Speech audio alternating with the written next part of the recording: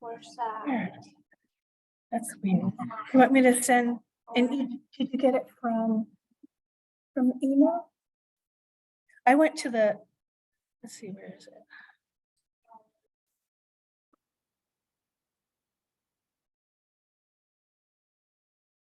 I didn't do start webinar. I did the little link.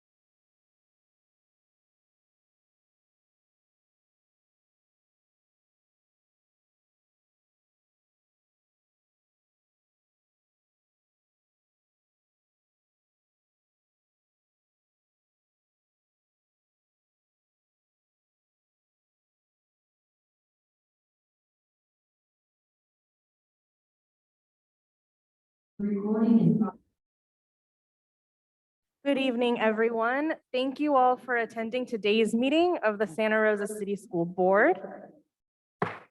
Opening this meeting Wednesday, February 8th, 2023. We will start our meeting with a territorial land acknowledgement, and leading us in our acknowledgement today is Angel Flores. Good evening, everyone. My name is Angel Flores. I am an enrolled member of the Round Valley Indian Tribes. I am Pomo, Wailaki, and Concow. And I just wanted to take a moment to acknowledge the land that we are on, the Santa Rosa City School District. It is the territorial traditional land of the Pomo and Coast Miwok people. And just acknowledge that we are the original caretakers of this land, the past and present people. Thank you. Thank you, Angel. We will continue to honor the past and the present for the future of this land and for our school community with respect and with gratitude. And now we will all rise for the Pledge of Allegiance.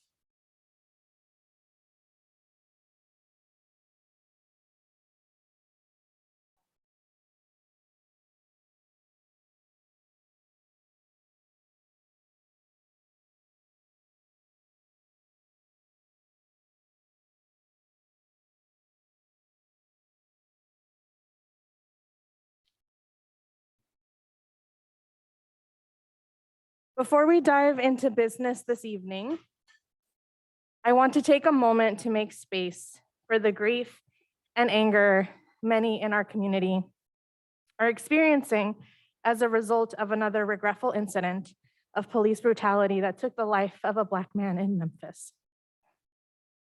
The death of Tyree Nichols weighs heavy on me, and I just want to take a moment to remind us all that we cannot become desensitized. We cannot normalize these incidents. It may feel repetitive to hold space for injustice, but it is so we do not become complacent. Those of us in the system, whether we are school board trustees, educators, administrators, or public education allies, we need to hold our values of equity, belonging, and love for community tightly in every space we're in, and hold ourselves accountable to confront our own anti-Blackness and practice anti-racism every single day. So let's hold space. Let's take a moment of silence to share our collective grief and to sit in our uncomfortableness.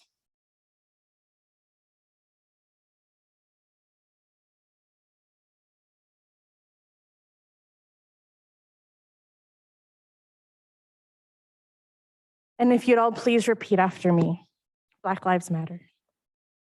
Black Lives Matter. Thank you.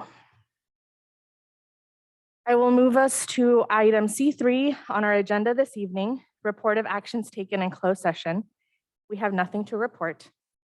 Item C4, items considered in closed session for action in open session.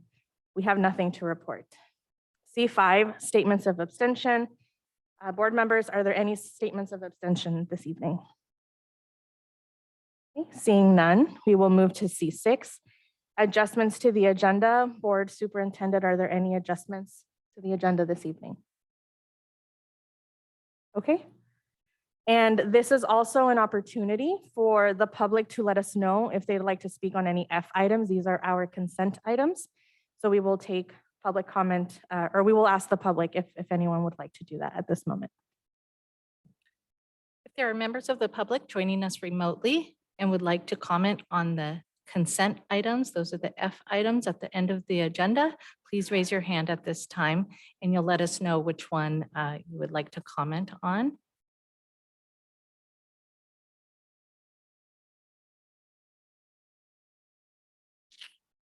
Just gonna have to. Dr. Ana Maria Guzman, would you like to comment on our consent agenda? Yes, please. I'd like to comment on F2 if I may. Yes, we'll make note of that. Thank you. Thank you.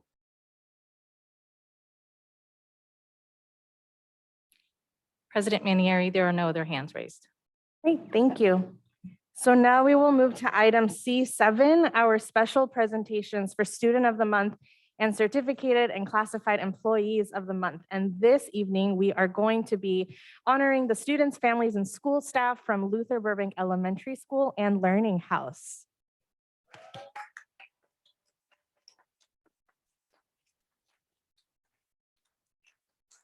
Thank you very much for having us here tonight.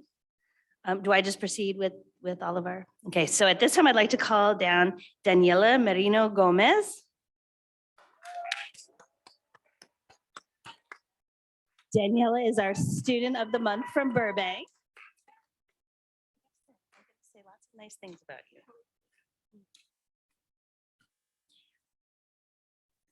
Congratulations. Oh, and I'm Victoria Nelson, interim principal at Luther Burbank and Learning House. And I'm very proud to be here tonight to present these awards to our fabulous students, teachers, and staff. Each year, the teachers and staff at Luther Burbank Elementary School are given the proud task of selecting one of their sixth grade students to be honored as Santa Rosa City School Student of the Month. This year, there was overwhelming support and enthusiasm for one amazing young lady with a heart of gold, Daniela Merino Gomez.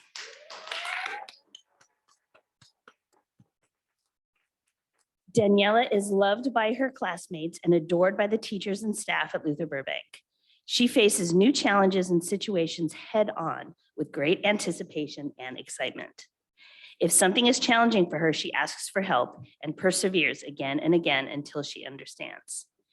Daniela constantly puts forth her best effort academically and loves to show you how hard she worked, especially with her writing. Her eagerness to learn is infectious, and this influences others around her to want to succeed. Daniela always comes to school with a positive can-do attitude. She lights up when around her peers and teachers. Her smile is well-loved and inspiring. Daniela is not easily influenced by others, and she always stays true to herself. She knows who she is and is willing to help those around who struggle with low self-esteem. Daniela often offers positive, kind words to her peers, both on an academic level and a personal level. In turn, she's so genuinely appreciated and cheered on by so many. So these are some comments from her teachers and peers. Daniela's 4th through 6th grade teacher, Mrs. Espenship, who is here. She says, when you get a student in your class who inspires you as an educator, you feel blessed. I have been lucky enough to have had such a student in my classroom for the past 3 years. That has been not only an inspiration to me, but to my students. This is Daniela. She is truly remarkable and brilliant in mind and attitude. Daniela faces opposition head on and understands that anything is possible with hard work and perseverance. She is always kind, positive, and inquisitive. She is an amazing student, but overall, and an amazing individual who will go far. And Daniela's sixth grade teacher, Mr. Haas, who is also here. Oh, he moved. He says, Daniela is always excited and ready to go. She is full of interest and excited to learn. Daniela has a heart full of determination and the desire to do her best. And Daniela's sixth grade teacher, Ms. Frost, said, Daniela is one who puts herself out there. She always greets me with a smile and a kind word. Daniela is a welcoming new student and is the first one to introduce herself to them. She definitely has the confident drive to succeed. And so you know, all of these words are in here for you to take home. Daniela's parents and her sisters must be very proud of her tonight, as they should be. They are such an important part of her life, and they are all up there greeting her. They're an important part of her life, and she loves them dearly.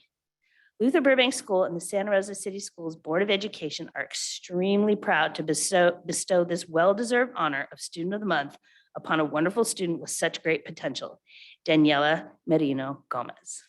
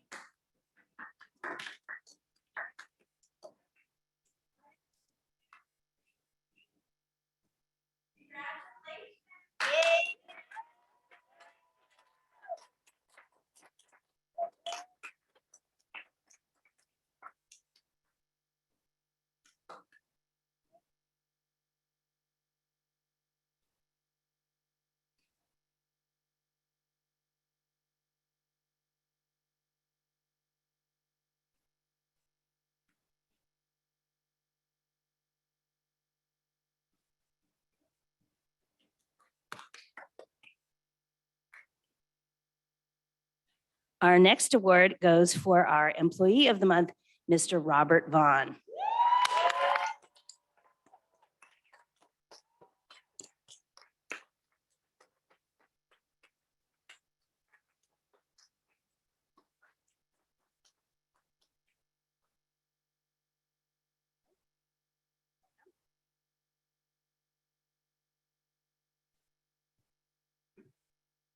Robert, or Mr. Bob, Robert Vaughn is a highly respected and valued member of the Burbank community, and I am proud to be presenting him with this award tonight.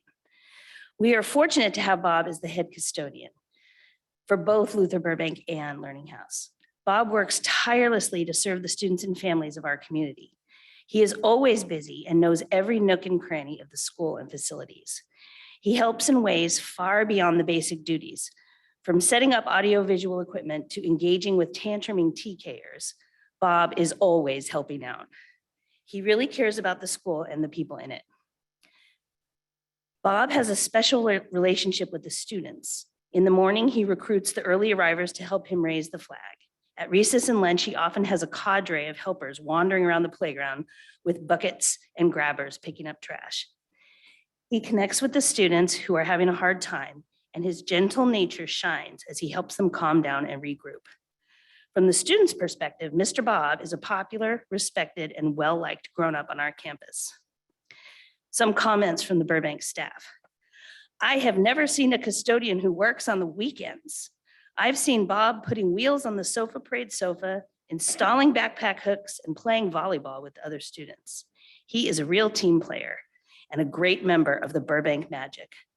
Bob is committed, responsive, and caring. We are truly lucky to have Robert Vaughn as head custodian at Burbank, and he is highly deserving of this recognition this evening.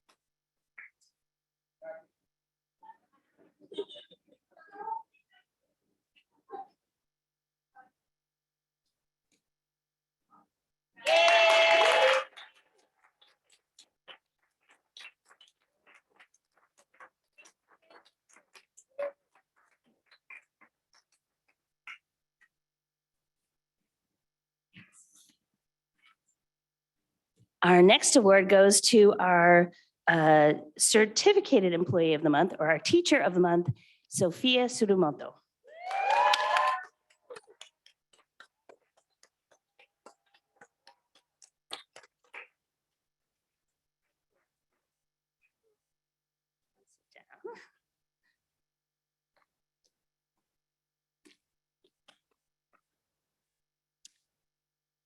Luther Burbank Elementary School is proud to be honoring Sophia Surumoto as our teacher of the month.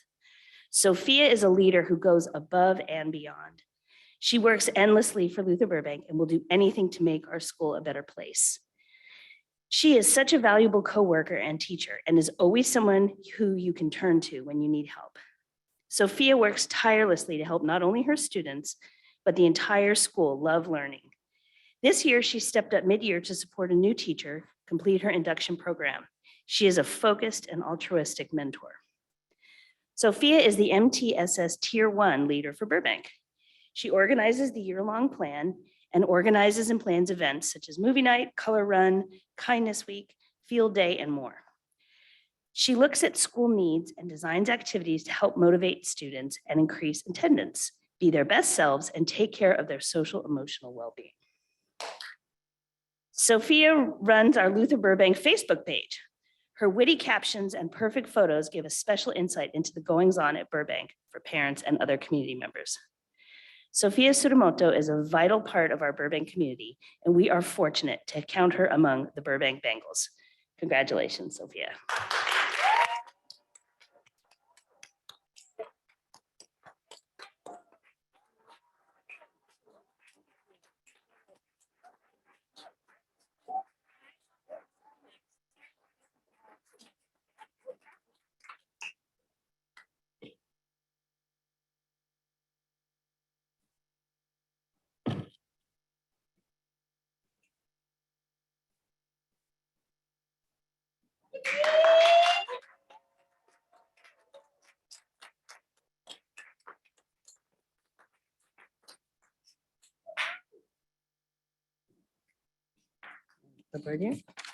Okay, and now moving on to Learning House, we are going to be recognizing our student of the month, Natalie Hernandez.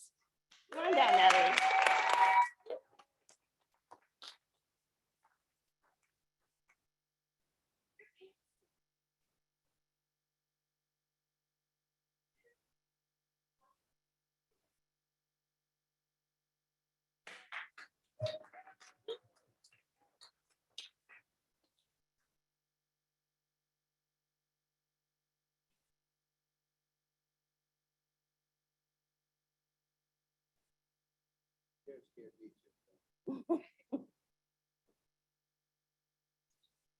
Here, why don't you sit there? Do you wanna? You got it? Okay. You look beautiful today, by the way. Here's your award. Nice job. Natalie Hernandez has been chosen as the Student of the Month for Learning House. Natalie demonstrates the core competencies identified in our mission statement: communication, curiosity, collaboration, empathy, and perseverance. She has grown in so many wonderful ways since she began as a sweet kindergartner in Learning House. She's become a focused, diligent thinker and worker in all academic areas while retaining her sense of wonder. Natalie willingly works with everyone and volunteers to help those who are needing support without ever acting superior. Her innate kindness contributes to a sense of safety and belonging at our school. She exemplifies all that is good about Learning House. We are so proud of you, Natalie. Congratulations.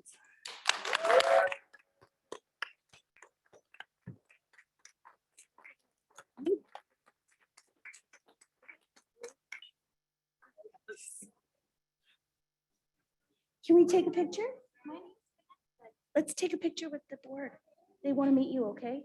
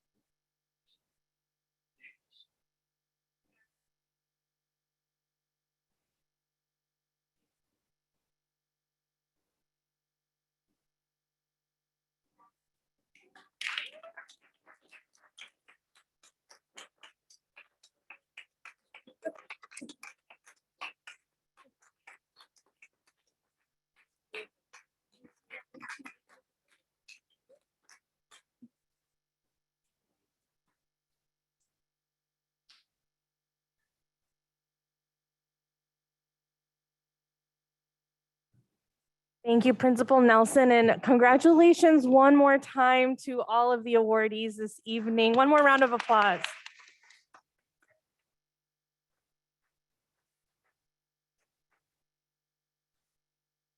All right, and now we will continue to hear more from Luther Burbank Elementary and from Learning House.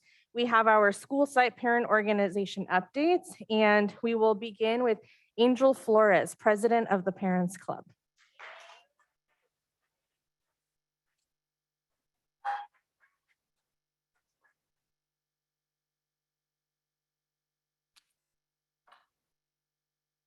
Hello, everyone again.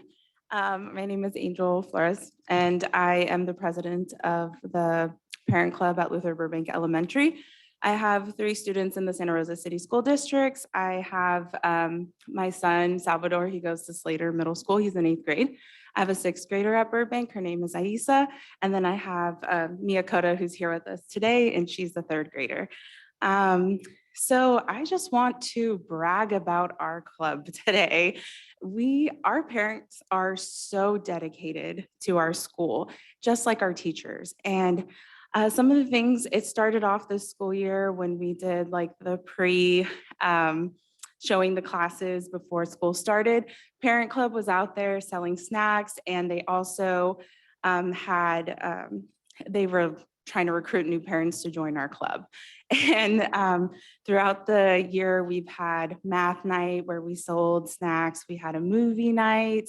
And some of our bigger events is that we did the sofa parade, which was like after school hours. And we had a food table there, as well as the teachers had the students create art. So we sold art, and it was a really great event. At that event, I think we raised over $800.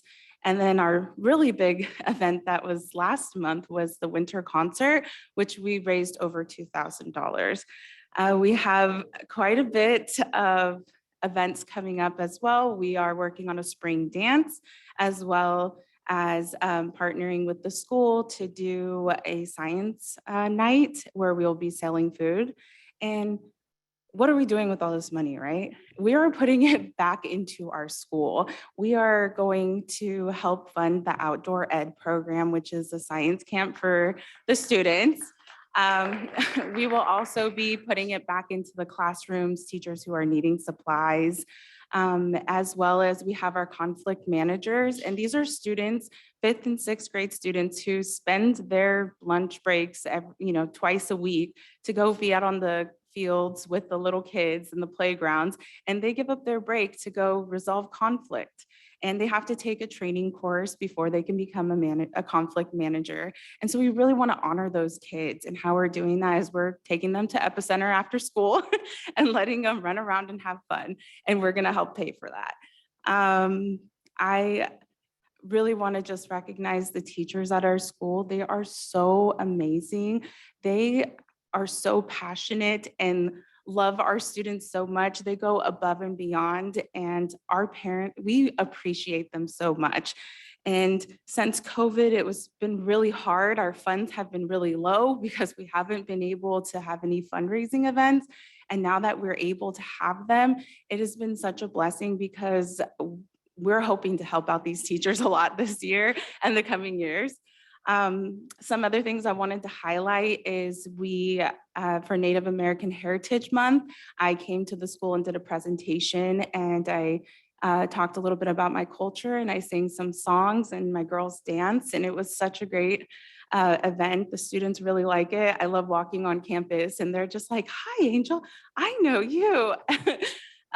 We also had our Peace Pole dedication last month, and I did a land acknowledgement for that, as well as I sang a prayer blessing song, and I brought up any student who identified as Native American. They came and stood up on that stage with me, and we had about 15 students maybe, and it just felt so great. Like, my kids didn't realize how many people there were that were Native. They're like, I didn't know they were, I didn't know. And so it I feel like they felt a sense of connection.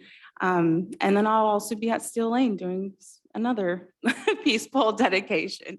So I just wanted to say thank you, and really thank our parents, because they are truly amazing. I'm just the voice. They do all the hard work. That was it. Thank you.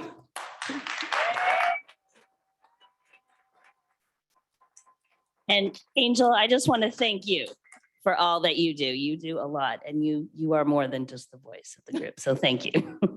Thank you, Angel. Thank you for all of those updates and for all of your work. And now we will hear from the Luther Burbank Elementary School ELAC representative, La Señorita Zúñiga.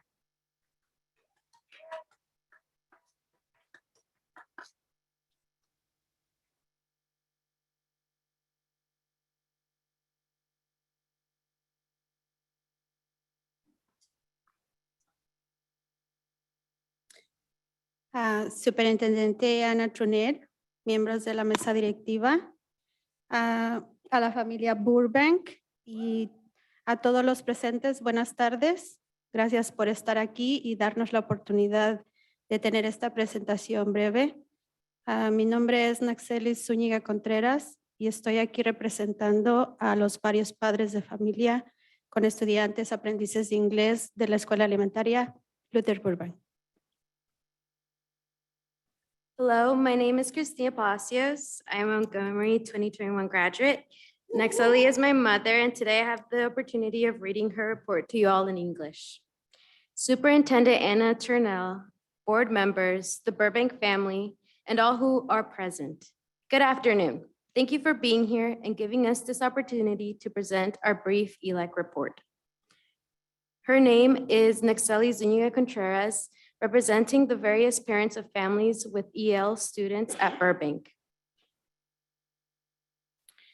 En Luther Burbank no tenemos un comité ejecutivo para el comité de ELAC en este momento. Hemos sugerido la superación de reuniones de ELAC con la reunión del Club de Padres para brindar más tiempo y calidad a nuestras reuniones. Es demasiado largo el tiempo si las personas asisten a ambas reuniones en un horario continuo. Buscamos estrategias e ideas que sean más atractivas para aumentar la participación familiar en ELAC, como por ejemplo el horario de las reuniones que sean elegidas por nuestros propios padres, traer presentadores de organizaciones y líderes que están dentro de nuestra comunidad para educar y proveer recursos con información que sean de interés de nuestros padres, y también a los hijos de los miembros o padres que asisten a las reuniones de ELAC se les premia con un Bingo Book. Se ofrecen clases de inglés y lectura para adultos 2 días a la semana con el señor Sánchez. El comienzo del Comité de Maestros LAR, que observa el progreso de los estudiantes hacia la reclasificación y cuáles son sus necesidades.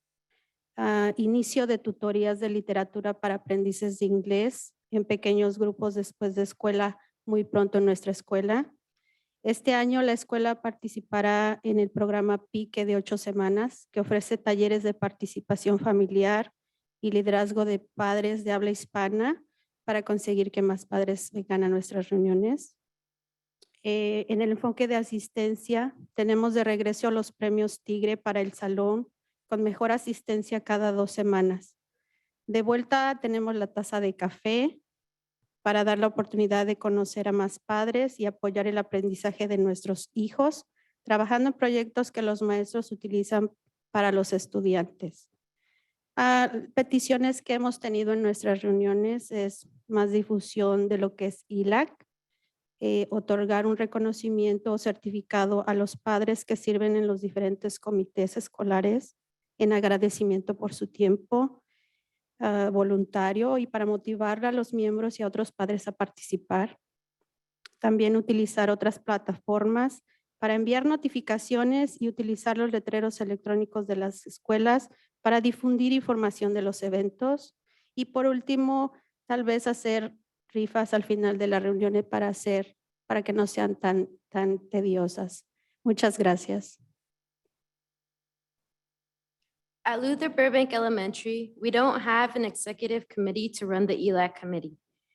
It has been suggested that the ELAC meeting be separate from the parent club meeting to provide more time and quality.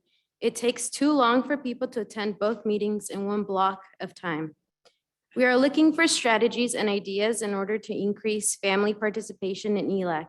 For example, meeting hours were chosen by the parents, bringing presenters in from different organizations and leaders in our community to educate and provide resources with information that is of interest to parents. And also the children of the members of the parents who attended the ELAC meeting will be rewarded with a Bengal buck. English and reading classes are offered 2 days a week in the evenings with Mr. Sanchez in Burbank from October 3rd to May 16th. Launching of LARC Committee of Teachers who observe student progress toward reclassification and what their needs are. Start of literature tutoring for EL students in small groups after school will begin very soon. This year, the school will participate in the 8-week PIQE program that offers family engagement and leadership workshops for Spanish-speaking parents. With respect to school attendance, we have the Tiger Awards back for the classroom with the best attendance every 2 weeks. There is the Second Cup of Coffee program to provide an opportunity to meet more parents and support our children's learning by working on projects that teachers use for students. The requests at the meetings are more discussion of what ELAC is, give recognition or certificates to parents who serve on the different school committees in appreciation for their volunteer time, encourage members and other parents to participate. Use other platforms to send notifications and use the school's electronic signs to disseminate information about events. Hold raffles at the end of the meetings as well. Thank you so much. Gracias, Naxeli. And I just want to thank Naxeli. Naxeli is a true leader to our EL community and really inspires other members to get involved and have a voice. So we appreciate all that you do. Thank you very much. Thank you. And thank you, Christina, for translating for your mom.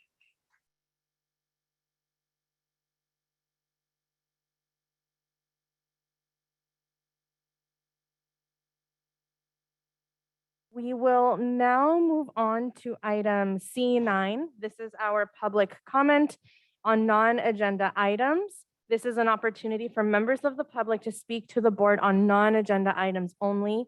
Speakers are limited to 3 minutes each. Do we have any blue cards? President Manieri, there are no blue cards. Great. We will move to virtual attendees. If there are members of the public joining us remotely or on Zoom and would like to comment on a non-agenda item, please raise your hand at this time. We will have a 3-minute timer.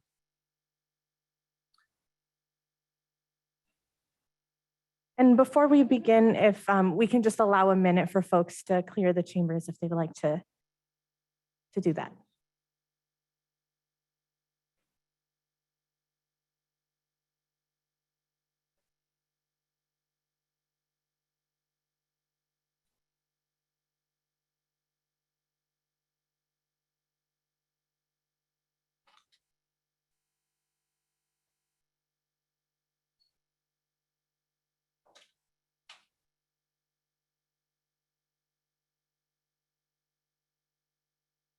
Thank you. Thank you. Our first speaker is Adina Flores.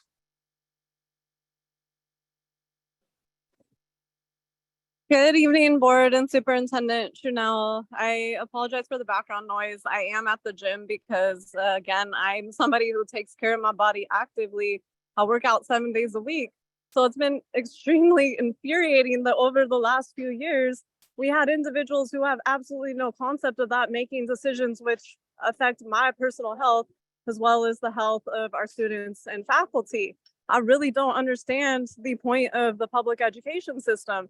I received a scholarship at 7 years old to a private school. I graduated top 30 in my class, my high school class of nearly 600 students. I would have probably been valedictorian again had my mother not been dying of stage 4B uterine cancer. I I don't understand this. I don't understand when we preach equity and equality when nobody really knows what that means. I'm somebody who's biracial. I had a white father who hated me from the day I was born. He was supposed to do 6 years in federal prison before I was born. My mother was the finance director of Roanoke Park. So again, I'm very aware of the issues that I've been bringing forward. We wanted to talk about keeping kids and parents locked up in their house for about a year. And there was no mention of these equity issues, like the fact that domestic violence rates over tripled. I'm somebody who's experienced that for many years of my life and had to go to work with a smile on my face. So why did we keep kids in their house with a virus that had a 99.7% chance of survival? We're not talking about the issues that affect minority communities, like having their parents beat them up, having them beat each other up. Where is the equity? Because I'm bringing that forward. I put my entire career on the line to do so.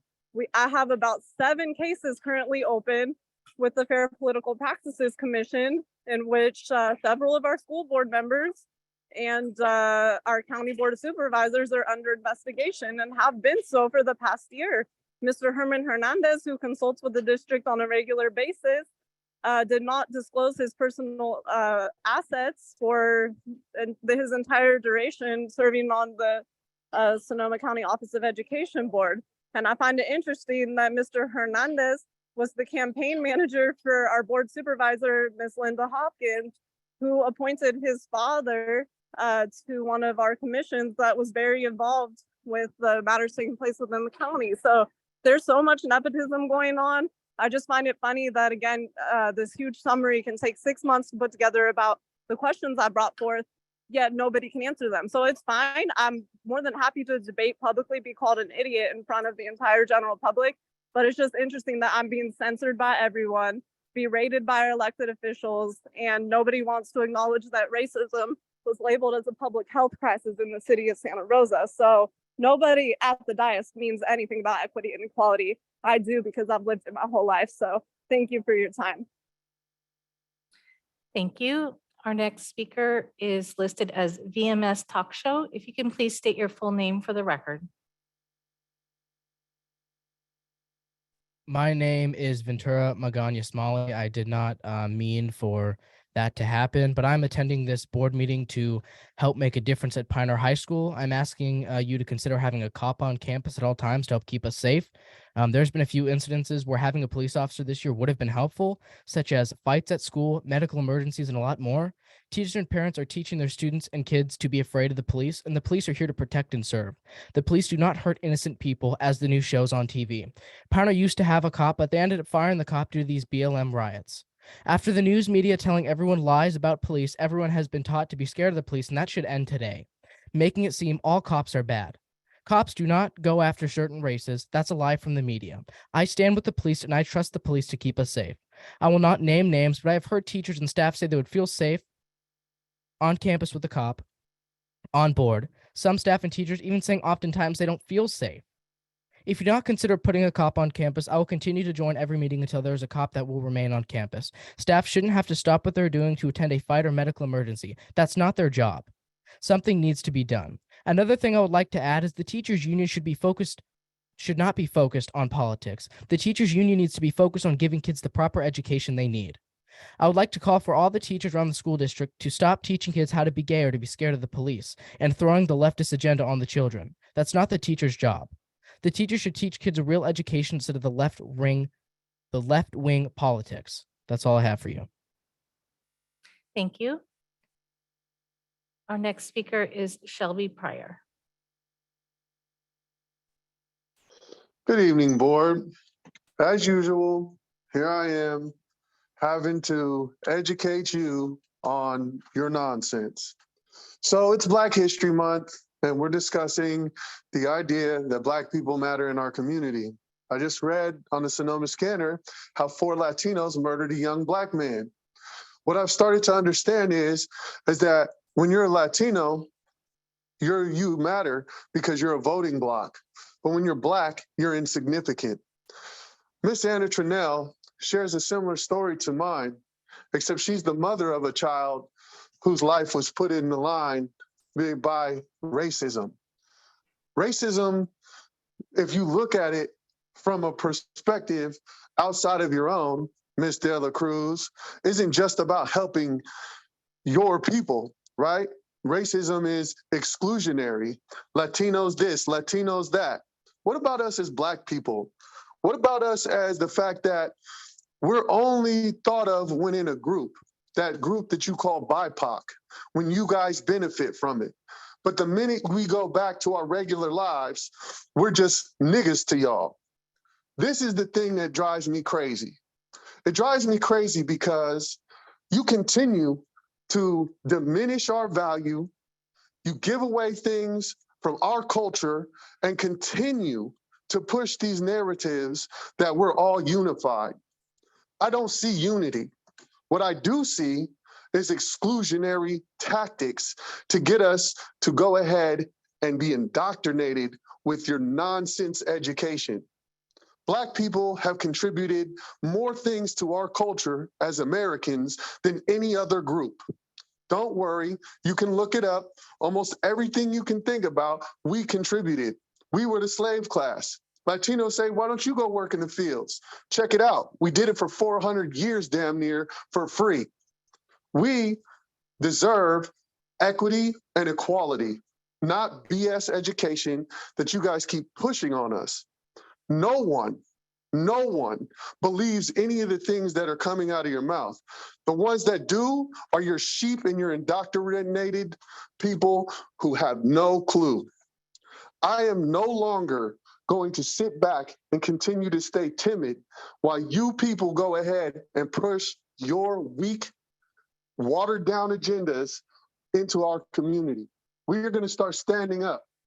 We are going to start making you be accountable for the weak education that you keep giving to our people while going ahead and uplifting others. No longer can we sit here and allow you to keep going and disturbing our peace. No justice, no peace. And it's going to stay that way. Thank you. Our time was up. The next speaker is Deborah Martin.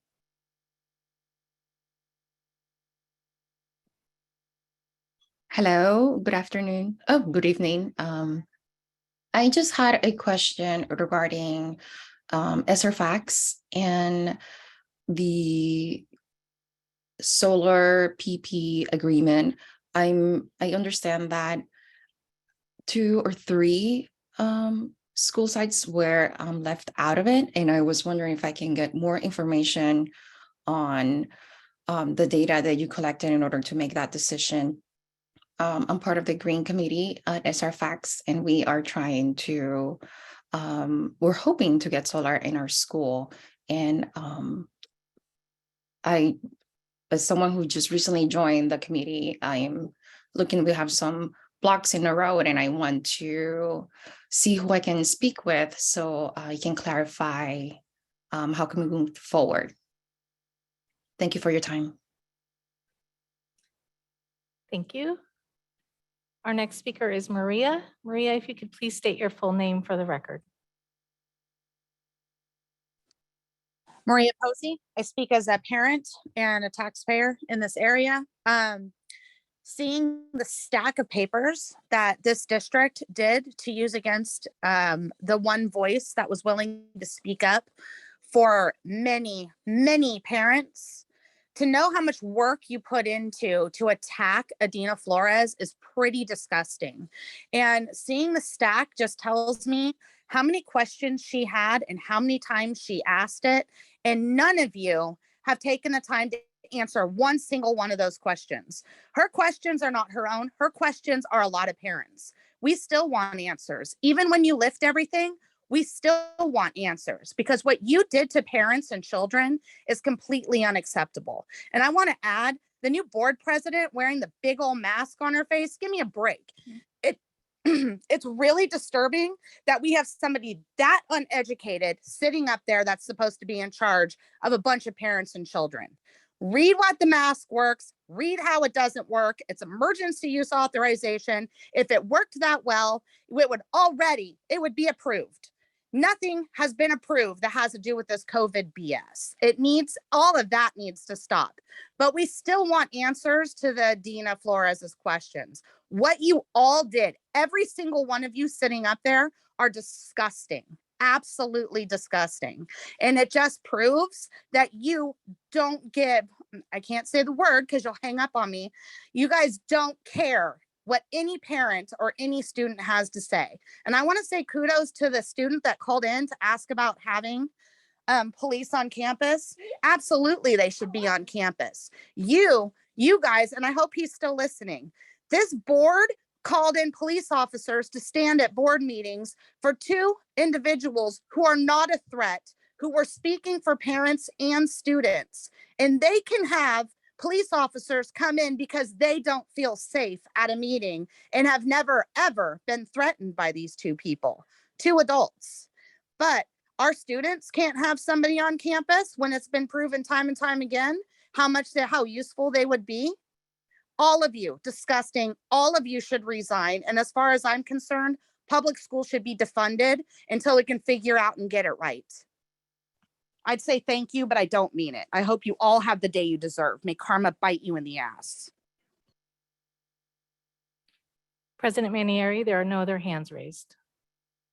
Thank you. We will move on to our D items. These are our report items, and we will begin with California School Employee Association, CSEA Santa Rosa 75 report with CSEA President Mary Lehman. Good evening.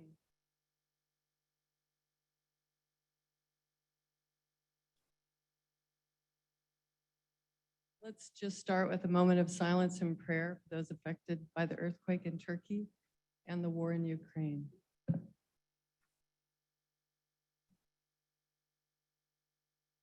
Good evening, President Manieri, Superintendent Trinnell, Board of Trustees, Student Board member, the community, and classified staff who are listening tonight. Congratulations to the two students, Danielle Moreno from Luther Burbank Elementary School and Natalie Hernandez from the Learning House, and Sophia Tsurumoto, Teacher of the Month for Luther Burbank, and especially for our classified employee, Robert Vaughn. We want to thank the board and the district for the January 27th Professional Development Day that all the staff, certificated, and classified shared. We enjoyed the variety of classes offered to all. This week, February 6th through 10th, we want to honor our class counselors. We appreciate and thank them as it is the week of the school counselor. We support consent item F8. We are surprised to see the potential reduction in force being planned for certificated employees. We are experiencing a teacher shortage, not to mention an accompanying substitute teacher shortage. And this is when our students need them the most after the last few years. We are still feeling unsafe at school sites. Students are not being held accountable for their actions. When do we evaluate and review our restorative practices? Currently, there are 135 classified openings. We have 3 new hires and 1 retiree. However, Santa Rosa City Schools still has 22 classified job openings that are below the City of Santa Rosa minimum wage. It is affecting our food service workers, our child care employees, and the noon duty supervisors. SRCS continues to pay very expensive temp agency contracts to fill necessary classified positions. Wouldn't it be better to spend these funds on a more permanent solution? You've heard this before, but classified workers deserve a living wage, as the others in the district receive and deserve. We continue to look forward to completion of the job description update and salary compensation study agreement that was made with the district in 2019 to solve some of these problems. Here's wishing all of you safe and enjoyable President holidays. Thank you. Thank you, President Lehman. Now we will hear from our SRTA President, Catherine Howell.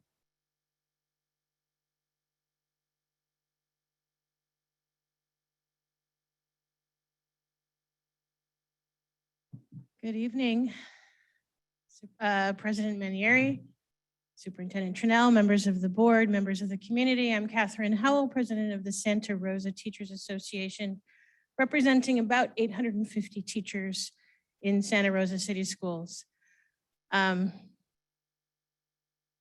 Yesterday we had our rep council meeting. That's a meeting that we have once a month. We bring together teachers from all of our school sites in the district. We talk about issues and we talk about our concerns. And yesterday, a couple of big concerns came to the top of the pile, and they're related. And they both have to do with not enough people on our campuses, and it's workload and campus safety. So we have a lot of teachers this year teaching 1.2, meaning they've given up their prep period to teach an extra class. We have a lot of teachers that are working without instructional aides because we can't hire them at the wage that's being offered. We have vacancies and we have special ed teachers that are being forced to take on large caseloads that otherwise they wouldn't have in order to serve our students. When it comes to campus safety, we don't have enough people to be out and about during break, during lunch, to make sure that our sites are safe. In fact, today at Montgomery, a district office person was sent to Montgomery just to be there as an extra person on campus there during their break, during their lunchtime, and just being an extra presence. And campus safety is an ongoing concern. We don't have people whose jobs it is to keep our campus safe. We don't have our SROs, against the advice of the committee that was put to investigate, or to not investigate, but to recommend. And when they were removed, nobody was put into their place. We didn't get more counselors. We didn't get more campus supervisors. We just got an empty space where the SROs used to be. And it hasn't added to the safety, it has detracted. Additionally, we've had instances in the past month or so, couple of months, where we would have expected to be on lockdown. There was an incident on the southwest side where there was a person actively being sought, right, in pursuit or in trying to be apprehended At the same time, our LC Allen students were being released to walk home through the neighborhood where the police were looking for a suspect. A school in a different district was locked down, but LC Allen was not.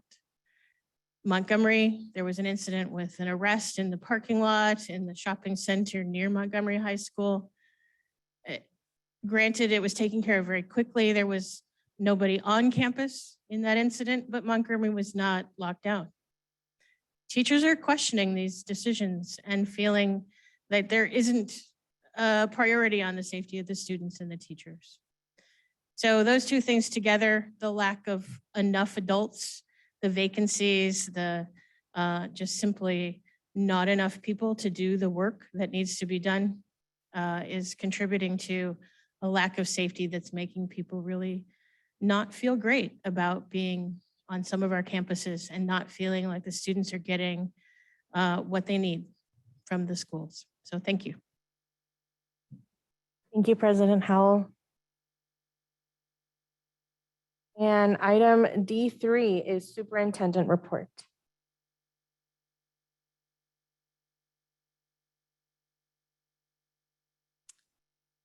President Manieri, can you hear me?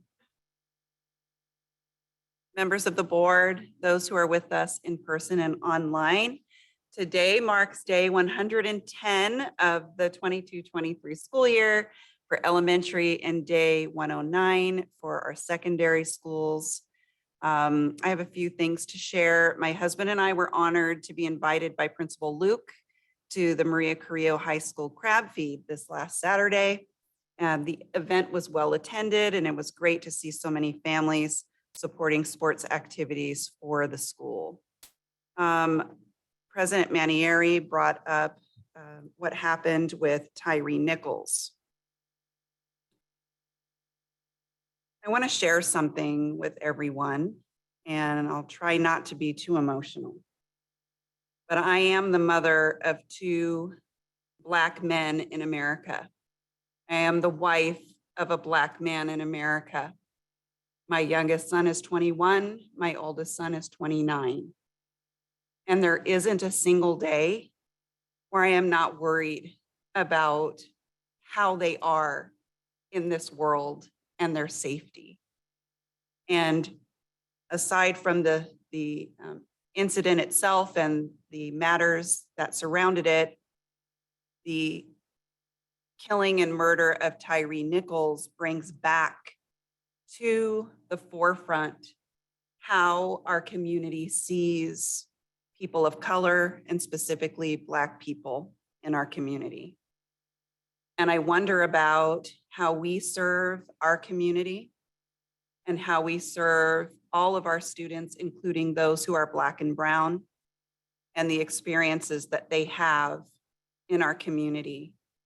Our students, all students, deserve to feel safe in school and outside of school in their community. They should be able to walk down the street in vicinity or not of a school and get home safely. They should be able to be out at whatever time their family is with them and feel safe. I want everyone to know that we are paying attention to what is happening in our schools and in our community.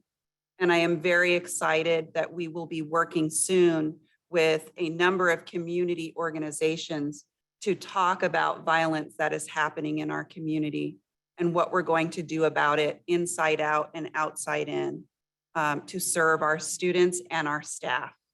So stay tuned for more information, but please know that I take it very seriously. This board takes it very seriously. And the best thing that we can do is see each other, understand, listen, support one another instead of tear each other down. I'll stop my commentary on that. I do want to remind families that school is, thank you, that school is closed on Monday for a holiday.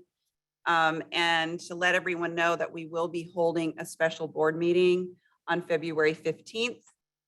This will be a board training, governance training, and it will be at 5:30 at the district office boardroom. because space is limited, we will offer the meeting hybrid for those who still want to attend and participate. And with that, I'll hand it back to you, President Manning. Thank you, Superintendent Trudeau. Next is the board president report. I have just a couple of things I want to share with everyone. Last week, I believe it was last week, I was able to talk to a few second grade classes at Cesar Chavez Language Academy. Thank you, Maestra Wood, for the invitation. I was able to go to her classroom, Maestra Bernadette Peterson's classroom, and Maestra Promise's classroom to talk about the school board and to talk about government and to talk about voting. And it was just the highlight of my week, if not much longer than that. So thank you for allowing me to do that. And I look forward to being back whenever I can.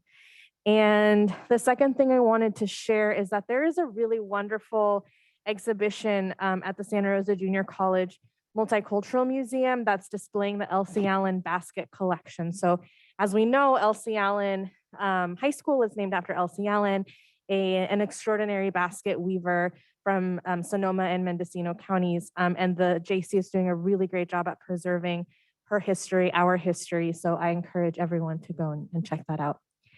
And that's it for my report. I will open it up to any board members who have reports this evening. Okay, seeing none, we will move on to CSBA report. Is there a CSBA report this evening? No report. No report. Okay, so we will move on to our E items. These are our discussion and action items, and we will begin with the Elsie Allen High School and Cesar Chavez Language Academy New School Model Update. This discussion item is on the new school model, which is focused on operationalizing Elsie Allen High School's graduate profile by expanding a K-12 dual immersion pathway from Cesar Chavez Language Academy to Elsie Allen High School, designing a newcomer program, or otherwise known as a World House model, and expanding the career technical education offerings at Elsie Allen High School. And we have a great team presenting this action item this evening. Dr. Castro, Director Salunardo, Director Cardozo, Director Llamas, Principal Albavera, Vice Principal Raffo, Principal Diaz, and Elsie Allen High School CTE TOSA Lauren Liata. Thank you very much, President Manieri. Members of the board, Superintendent Trudeau, and the Santa Rosa City Schools community.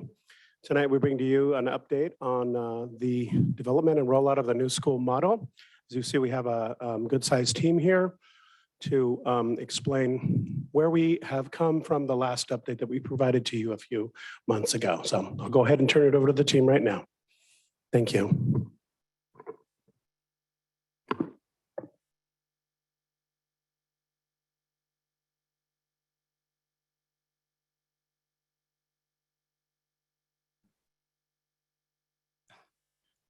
We're getting our technology up. Can I start off by saying I'm a little emotional here seeing you in front of me, Stephanie. I know Ms. Raffles behind me probably feeling the same way as being the president of the board and being an alumni from Elsie Allen. And I want to share, I was going to bring it today, but Ms. Moore, who's one of our RSP teachers, has a wall where she puts students' work up in regards to important people of color in history.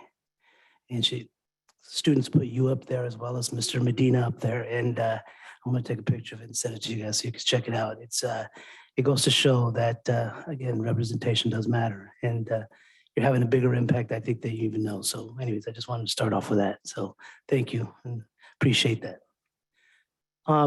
As we start off, and I know Director Llamas is trying to get the presentation up. This has been a long time coming.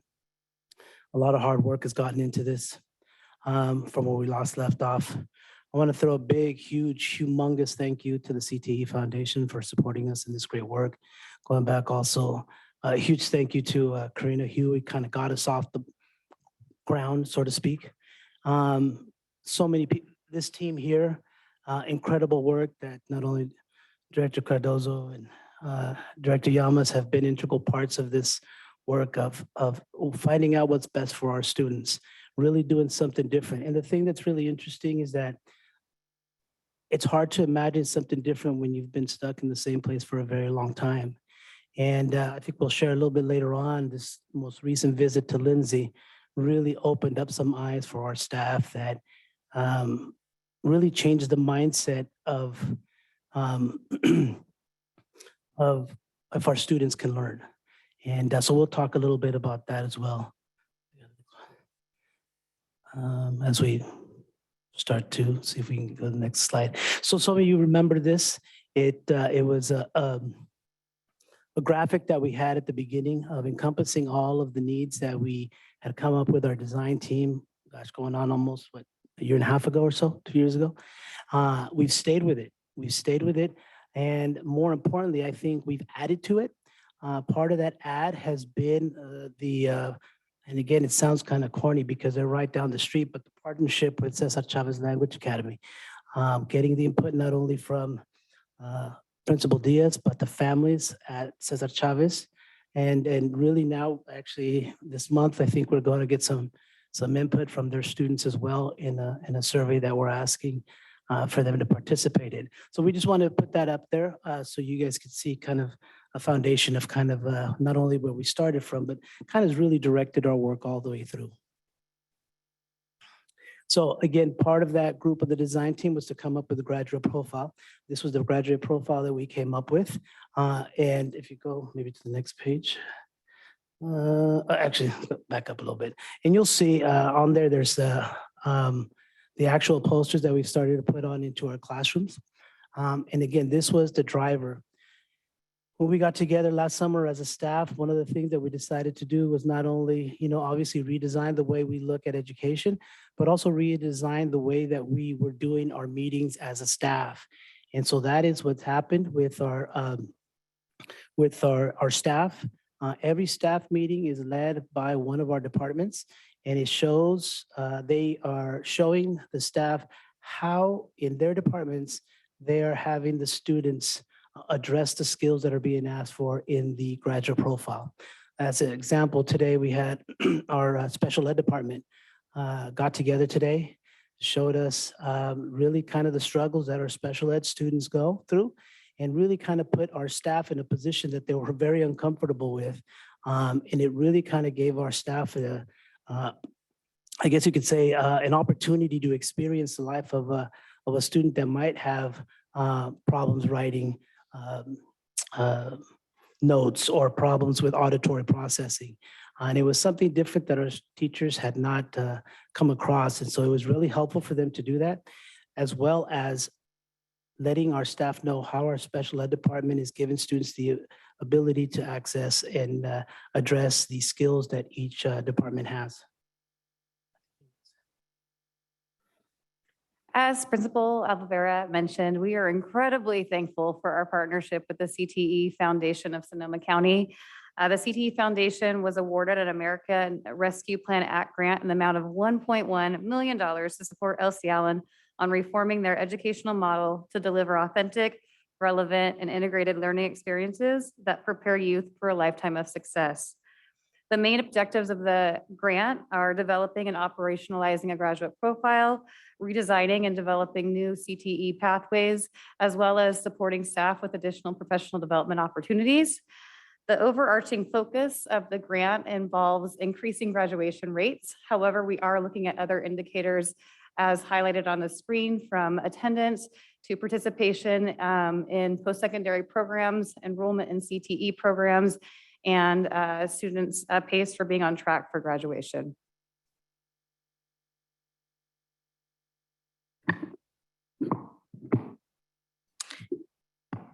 Also, or as you know, our district received from the California Department of Education the Dual Language Immersion Grant. We were awarded $380,000, which was the highest amount that would be awarded to a program that is expanding.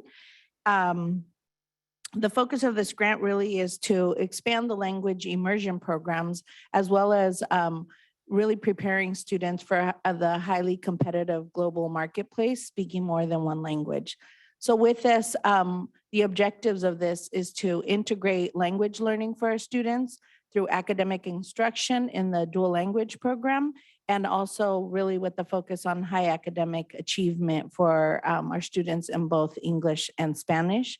And our indicators for this grant is obviously the completion of either TK or K through 12 dual language immersion students going through the pathway, and also an increase in the Cielo by Literacy recipients at LC Allen High School. So as you see there, that's our graduate profile that we have in our classroom, both in English and Spanish. Again, what's happening now, like I explained earlier, we had the faculty meetings that are being directed by our departments, which is something different that we hadn't done before. We also have the work of our PLCs focusing on a problem of practice. So each department is working together to get a problem of practice. It had been a little bit of a struggle because we had 6 of our 14 department chairs were brand new. So we kind of had to teach them a little bit. And so we worked with Katie Barr, I think some of you remember her name, who has helped us out immensely. And she has a credibility with our staff that they trust her and be able to work with them in establishing a problem of practice with our departments. Also, we have had work with the Cesar Chavez Language Academy community. Directora Diaz has given me the opportunity to be a part of her coffee with the principal. And I think we've had excellent reception there with all of the parents and really asking us, what they would want for their students. One of the things that I shared with, we're probably going to go the next time, we have 2 of our students that presented to our LC Allen Foundation, and the parents want those students to come to their school and not only talk to the parents, but also talk to the students to kind of motivate them to see that there's possibilities after high school, especially going through LC Allen High School.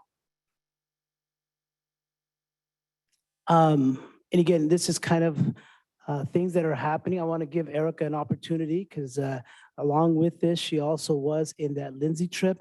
And more importantly, I think, and she's going to share a little bit about the work that she's been doing with Link Learning on the master scheduling and how it really relates with equity. So I'm going to give her the opportunity to step in here.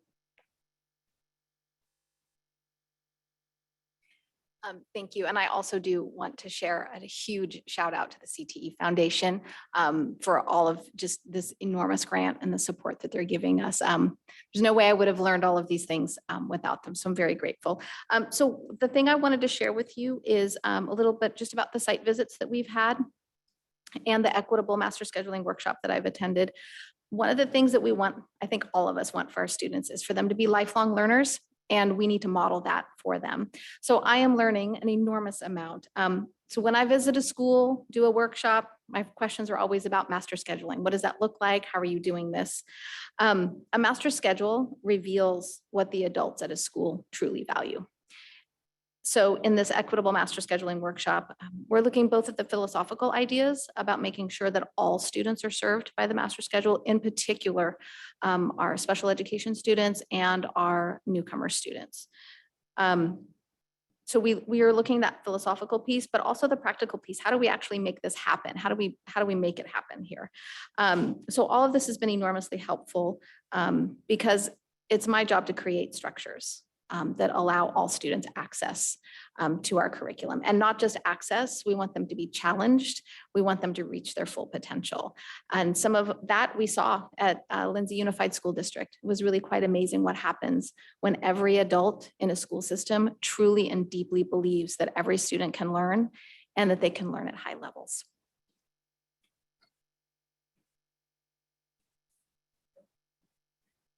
And I want to, and we want to throw an invite, I think right now also. We are planning a September visit to Lindsay. So we'd really like to invite you guys to participate with that. Director Cardozo will give more information on that, but we announced it today. Our staff that participated in that Lindsay visit had a little brief spiel at our staff meeting and kind of motivated some of our staff that didn't participate to really kind of get a heads up for that September visit that we're going to have prepared.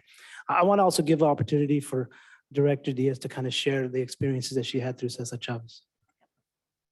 Oh, it's okay. I'm just teasing.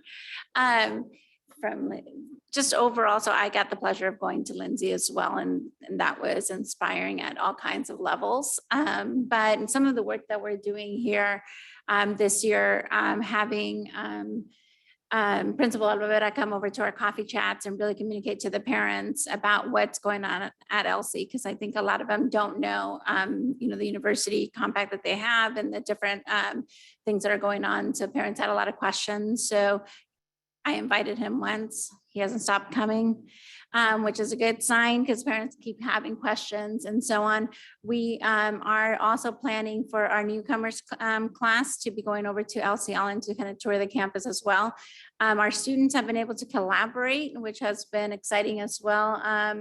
Mr. Nava and with our band, Mr. Thompson, they invited our students to come and perform during one of their games, and they had a blast. So now I'm hoping, and Mr. Nava also brought some students to our winter concert, and we're hoping that they're going to be doing some more collaboration. And I know that we're also planning to include a lot more teachers in that collaboration piece between LC Allen and Cesar Chavez.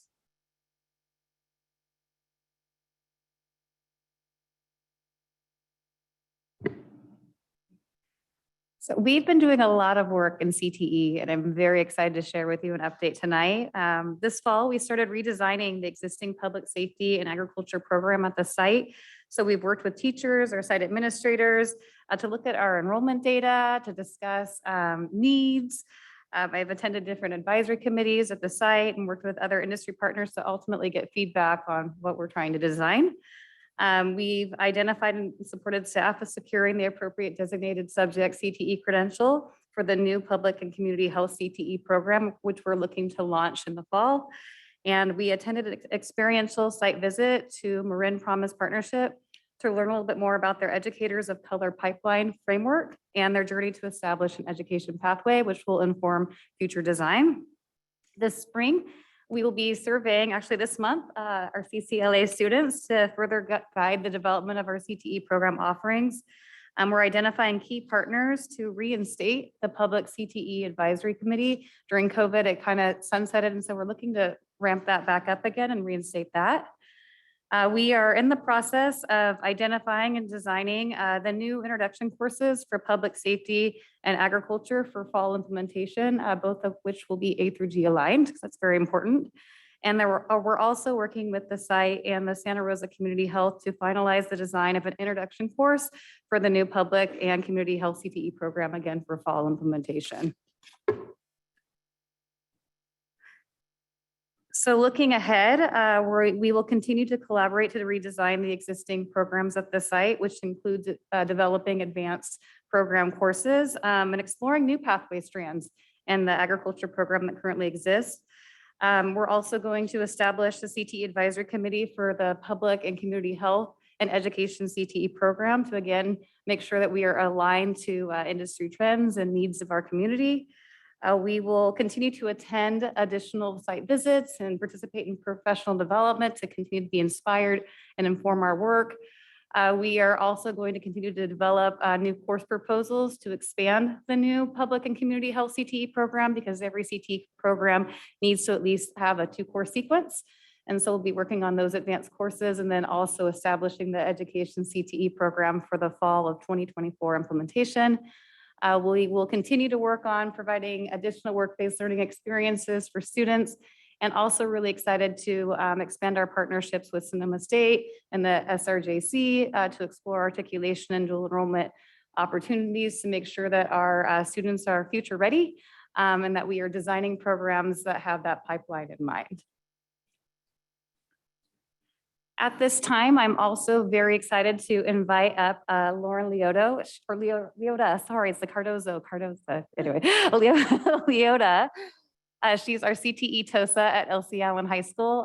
She was hired this fall, and she has been doing a tremendous job with the work around providing work-based learning opportunities for students at LC Allen High School, really as an instructional strategy, and is here to share some of the work as well as things that we're looking forward to this spring. Thank you, Lauren. Thank you. I'm very excited to be here and share with you some of the work we've been doing. We have been working very hard, developing systems and structures to support all students in work-based learning experiences, not just CTE students, but all students at LC. We finalized the work-based learning scope and sequence along with a description of those experiences, which you'll find attached to this board item. To expand on that scope and sequence, we've developed a crosswalk that aligns work-based learning experiences with the LC Allen graduate profile domains. Within that crosswalk are easy to access resources for teachers as they begin to implement work-based learning experiences into all subject areas. One experience we are particularly excited about is our career conference for our juniors and seniors that'll be happening in April. The conference will begin with a keynote speaker. We are in the process of securing a very exciting graduate of LC Allen who has built a successful business in Los Angeles and hoping to have him come and participate.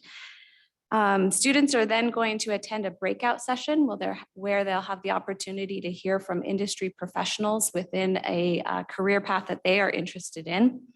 And in the last session, students will have the opportunity to participate in a one-on-one mock interview process with those industry partners. Teachers are going to be helping to prepare students for this experience by taking them through a series of lessons on work-based learning experiences, such as informational interviews, professionalism, resume building, and more. We will be also hosting an orientation for these industry partners prior to the event so that they are aware of their expectations and how they're going to participate. Additionally, we are in the process of creating a welcome packet for industry partners wishing to be involved in work-based learning experiences in the future. And we will be holding an orientation to welcome them as we build those partnerships and expand work-based learning for all students. I think, and I wanted to mention too, what's unique about Lauren and her work at LC Allen High School is it's a full-time position dedicated to this work. So providing work-based learning as an instructional strategy for all kids. And so just really appreciate, again, the CTE Foundation for making that possible. And also Lauren for all of her tremendous work. And can I add that the alumni that we're hoping to get, and we're crossing our fingers, is Dominic Chambroni, who is the shoe surgeon. Has a multi-billion-dollar business down south. And we're so excited. I've touched base with him a few times. He's excited to come back and really support our students as well. So, we're knocking on wood on that. With regards to the dual language immersion work, we have began with our implementation team meetings. We also had the opportunity to attend a national renowned dual language immersion conference in New Mexico called La Cosecha. And we have identified the teachers who will be working with us for the opening of our dual immersion cohort in the 23-24 school year. We have been having monthly meetings with our implementation team. We are also working in collaboration with Cesar Chavez Language Academy and Directora Diaz on identifying a collaborative team that will be working on the expansion from CCLA to LC Allen. We will be attending a number of team members will be attending a number of bilingual education conferences.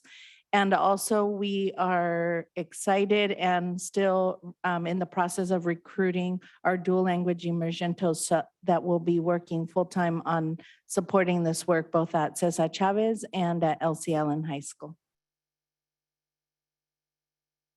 With regards to multilingual services, we have visited a number of sites in Oakland, in Hayward, and also in San Francisco, where their focus is supporting our newly arrived students.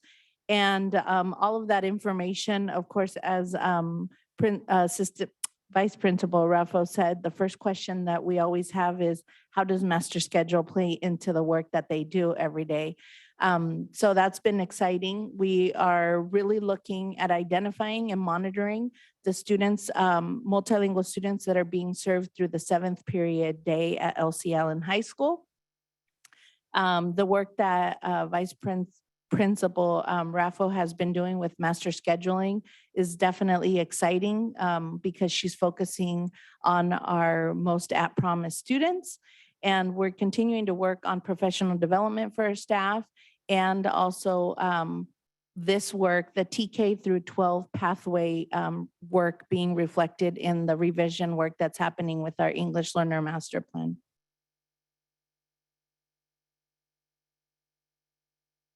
This is all of us, yeah. So as we move forward, we're really looking at the expansion of our dual language immersion program at LC Allen and the cohort, how we're going to support them, those students, and also incorporating the support for our newcomer students. We're looking at the recruitment and or the certification of our teachers for these courses. We're also excited about the work that's happening through the dual language immersion work in really providing cultural consciousness coaching for our staff to be able to support really looking at the asset-based practices. We're excited about the work that's happening with regards to LC Allen and CCLA and having a Comité Asesor de Padres that will really help us with the parent engagement support or work at both of the sites, and then continue to visit sites and professional development opportunities with regards to this work. If I can add, we've had, and I don't think we're unique in LC Allen High School. I think district-wide, we've had a large number of newcomer students come, especially from Central America. And unfortunately, at this point in time, we really don't have the services to really support them as well as we should. We've worked really close with Migrant Ed with some tutoring that has helped a little bit.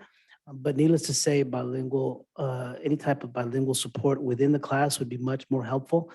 But I think that's kind of a work in progress. And like I said, usually the influx comes around January. This year it came like September and it hasn't stopped. I think a couple of weeks ago, we had about another 10 students that came. And so it's, and like I said, I don't think it's unique to us. I think it's happening at all the high schools, but I think that's where it's extremely important, especially as we look at critical conscious coaches for staff. That's what they really need. And especially with students that are coming from Central America, that's a little bit different than, you know, the newcomer students that are coming from Mexico as an example.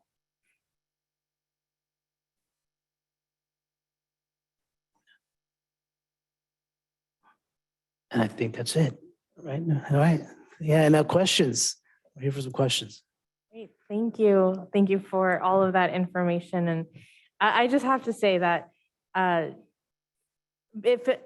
where I am, Mr. Alvera, because of you and because of Ms. Raffo and because of everyone, all of my teachers at LC Allen. So the gratitude is definitely this way, that way. Are there any questions from the board? I have a lot of questions, but are there any questions from the board? Yeah, Director de la Cruz.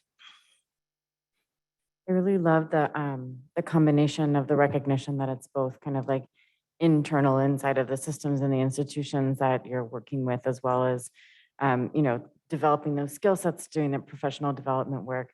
I'm also curious about, you know, especially as we talk about newcomer students and the kinds of wraparound services that extend outside of what our systems and our schools do.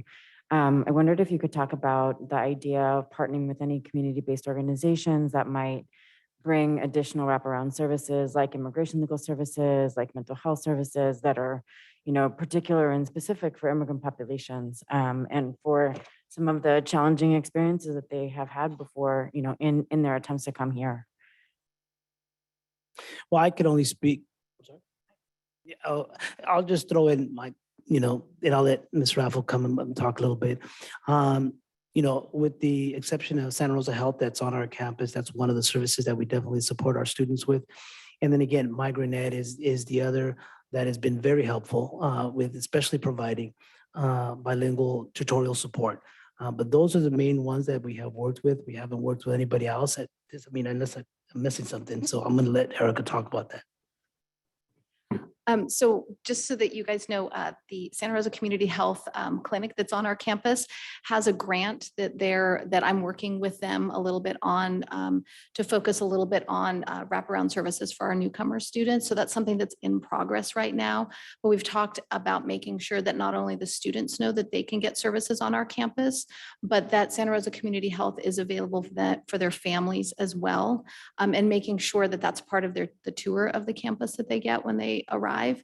But that is something that I'm looking to bolster to make sure that parents have access to information, not only just about our school, but about community resources that they could use too.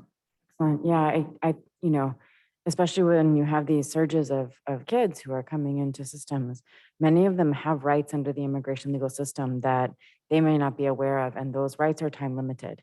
And so, being able to connect students immediately with community-based organizations that would actually be able to secure their safety and the safety of their families through being able to access free or low-cost immigration legal services is something that, our community is definitely dedicated time and energy towards. And it just, as we really think about all of the work that LC has done and truly developing itself as a community school, I would love to just help you find additional resources in community-based organizations, because there's nothing like, going to an institution that sees all of you, and what that does to connect you to it forever and ever, and to also recognize that your family is served as a result of your, their children going to school, right? It just kind of really cements that connection.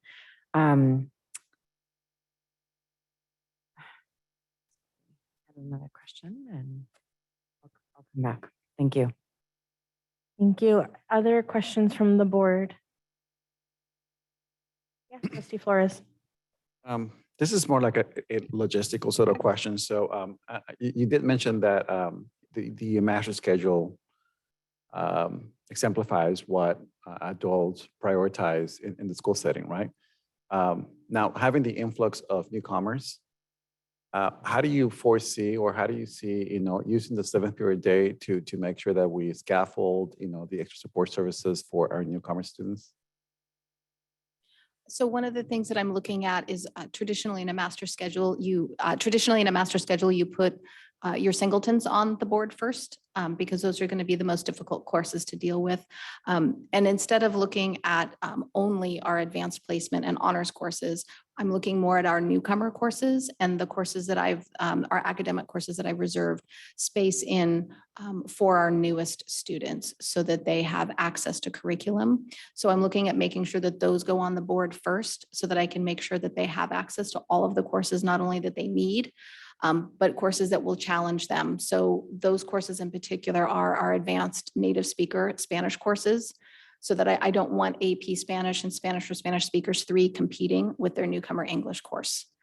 So that's an example of some of the things that we're looking at. And I'm not done with the master scheduling workshop, so I know that I have a lot more learning to do, but that's an example of prioritizing those things to make sure that all of our students have access to the courses that they need and courses that will challenge them.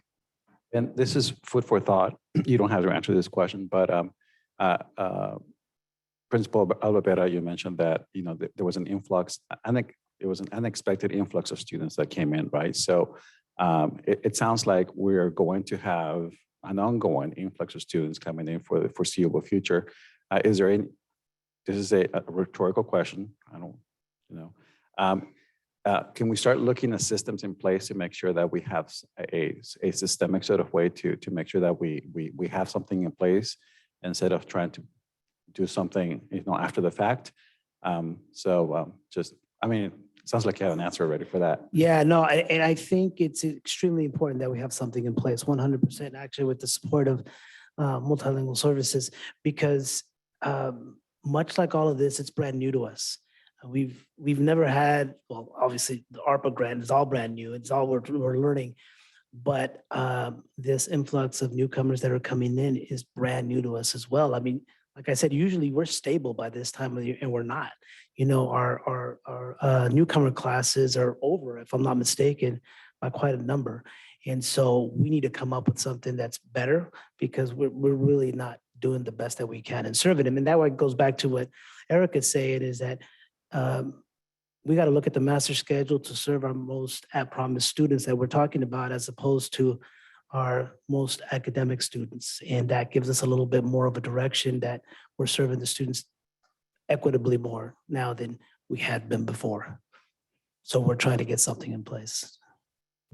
Thank you. And the other thing, lastly, how do we support not only the students, but also the staff and the faculty to make sure that they don't feel burned out? And, because, I don't know, I think I heard President, will mention that we have a lot of faculty teaching 1.2. So how do we mitigate that at this stage?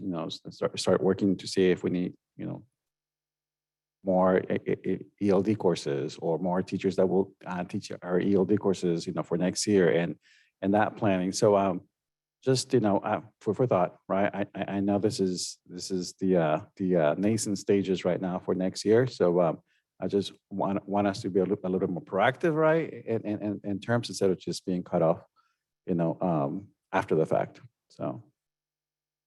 I just wanted to add about that with regards to educational services. We are having those conversations and we're being very strategic about, we need to constantly be looking at the short master to be able to ask those questions. And we have begun working with all of our administrators on asking specifically, how are you thinking about these subgroups, and what are the things that you're putting in place or planning to put in place? And then what are the challenges that you have seen or that you are facing, so that we're able to, in educational services, really address that and support that work.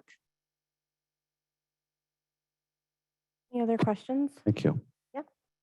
Director Bowie. I just wanted to thank you guys for being here, and I'm excited and hopefully excited to see more updates in the future. My question is, I was just wondering, after applying this model, how will success be measured in a way where it's just not just numbers, and we're just not looking at like how many people will be on track to be graduating, but more of like, how are the students feeling and like actually their personal feedback? Well, part of our work is to get feedback from students, not only feedback as to how that they feel connected to the graduate profile within their classes, but also if the learning that they're getting is engaging and connected to them personally. So that's part of some of the feedback that we're trying to get. Yeah, obviously there's the graduation numbers and things of that nature. The other stuff is also kind of connecting with the students at Santa Chavez to see if they're going to want to continue to go to that dual language track into LCL in high school. And that would also be a little bit of a metric that we're going to be using, because our hope is to be able to have those students continue that track into LCL. Any question? Are there any other questions? I have a few questions. And I think it's just because I'm so excited about all of this work. I'm really curious to know more about, and it's not to get into the weeds, but about how all of this is going to be operational and maybe even when. And if that can't be answered right now, maybe the question is, what do you need? What are some challenges that you're coming across that you need support with? How can this board support you? What's after ARPA ends in 2023 at the end of this year? What's needed? I'll share mine and I'll let Erica share hers. And again, I'm looking out for our most promised students, really bilingual tutors in the classroom. Any possibility, and I don't know, all that, but one of the things that I keep hearing from our staff is that I want to support our students, but they don't have enough English to really, they have the knowledge, but just as the English to be able to, and so bilingual tutors would be extremely helpful. I think that is probably one of the number ones. And even as we work with other, like I said, community-based organizations or Migrant Ed, they've been extremely helpful. Irma Roman has helped immensely, and she's still trying to get more tutors for us. But like I said, because of the numbers that are coming in, we need a little bit more support on that. The other thing is credentialing support for our teachers that want to be a part of this dual language track, but they only have the single subject. They don't have the authorization to teach Spanish in the classroom. And I know that Ed Services is kind of looking into helping us out with that. So those are the two things that I can think of off the top of my head. Like I said, we've offered the training and the field trips to all of our staff. We've had good responses from each of these events that we've had. Obviously, specifically this most recent one that Lindsay has been, I think, life-changing for some of our teachers that went this last weekend. Teachers that were ready to give up, but they saw what's happening at Lindsay and they have hope now that, hey, something can happen at LC Allen. I don't know if you have anything else. I would really echo the need for bilingual aids in the classroom. We don't want the language to be a barrier for either our staff or our students. We have staff who are hungry, who are excited about our English learners and teaching them, but we don't want the language piece to be the barrier. I think the only thing really that I can add is we're not just looking for changes in our students. We're trying to change the structures in the educational system that have not been allowing us to serve students appropriately. And so that structural change takes a lot of time. Going to Lindsay Unified, I can see the number of adults that they have that support. So things like the dual language immersion TOSA, those positions are important. Lauren's position as work-based learning TOSA, that's incredibly important. I think having that support staff so that our teachers can teach, so that they're not doing all the other things that we know are burning people out. But I think having those teachers on special assignment, having those bilingual aids in the classroom, I think those things have been a tremendous help. And then I do hope that we can continue the professional development, getting outside. I've spent my entire educational career here at Santa Rosa City Schools, and it's all been at LC Allen High School. And so for me to get to leave, to go and see what other schools are doing, see how successful they've been, that's been incredibly inspiring and important. And again, when we're talking about those structural changes, I think it's really important that we're making sure that the adults are getting that professional development that they need to. I also quickly just wanted to add, as we have really laid the foundation for work-based learning at LC Allen High School, which ultimately can serve as a model for other schools throughout our district. I ask for your involvement, invite you to be a part of some of the work-based learning opportunities that we're looking at offering at LC Allen High School, in particular the career conference, and also share your connections with us. We really want to make sure, I mean, you talk about a community school, we really want to make sure that we invite our partners in and continue to collaborate and build programs that are relevant and meaningful and are serving our greater community. So, so any way that you can help out with that would be incredible. Thank you. And in response to that, I would just say that I am open to whatever it is that you need in terms of community connections and networks. And last year we had such a great, it was the youth wellness fair at LC Allen High School for youth, and it was amazing. So anything that we can do, anything that I can do to support efforts like that, I'm at your disposal. Yes.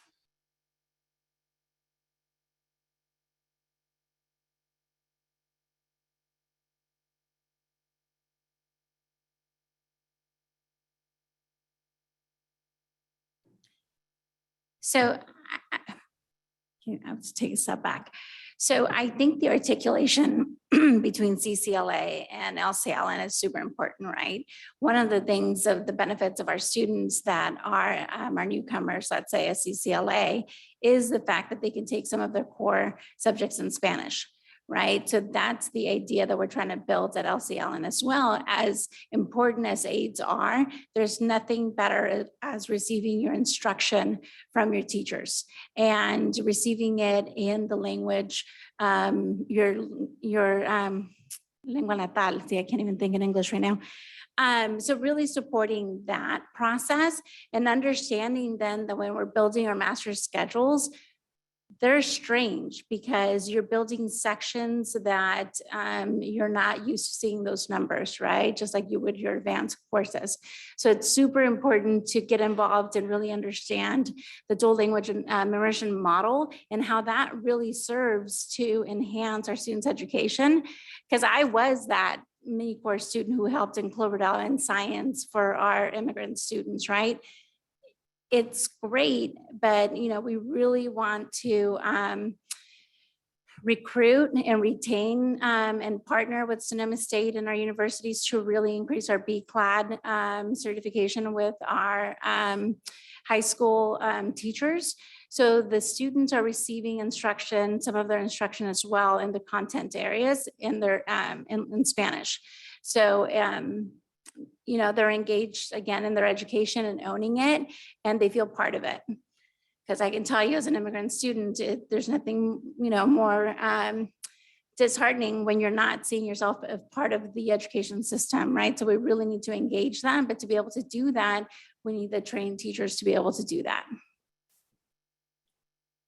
Yeah, absolutely. Thank you. And yes, and I know that you have the entire board's support in that entire process, Director De La Cruz.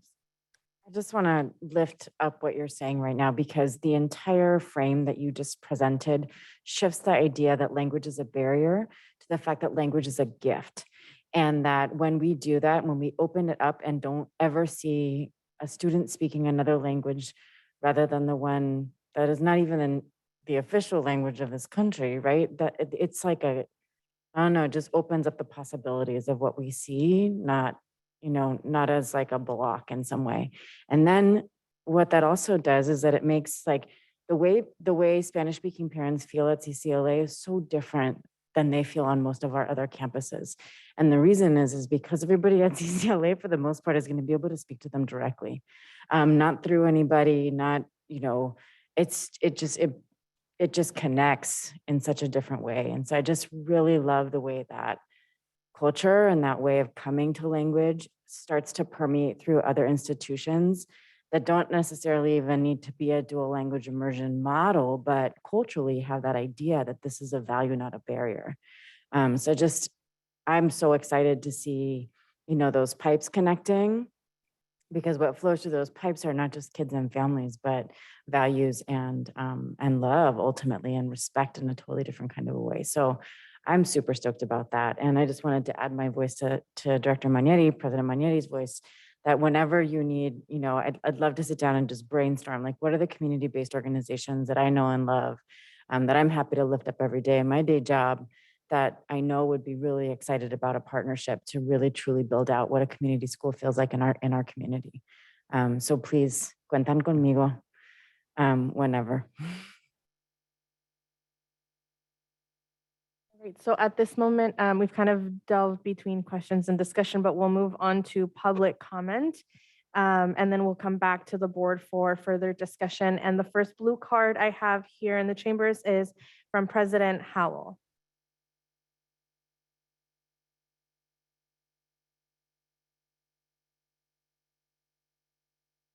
Hi, good evening again, President Manieri and Superintendent Trunell and members of the board. SRTA is 100,000% behind this. It is exciting to see so much being offered to LC and to have such a rigorous and dynamic program going on. As a former cook teacher, it's fabulous to see these things offered to the students that are near and dear to my heart, as well as I have a nephew that graduated from LC Allen High School. One of the ways that SRTA showed the support was by allowing an MOU for a 7-period day. Unfortunately, those sections were not all filled. There are students that don't have 7 periods because there are no classes, because there are no teachers for those sections. So the only way this is really going to work is a rigorous, dynamic recruitment and retention of teachers to LC Allen. We need more teachers to make this work. And we also, with risk of sliding into a different agenda item, need to make sure those teachers are protected from skipping and keep their unique skills in the district at LC to make sure that our bilingual teachers are able to stay at LC, our CTE teachers are able to stay at LC, and make sure that these programs actually work. Thank you. Thank you, President Howell. That's the only blue card I have for public comment in the chamber, so we'll move on to virtual public comment. Thank you, President Manieri. If there are members of the public joining us on Zoom or remotely and would like to comment on item E1, please raise your hand at this time.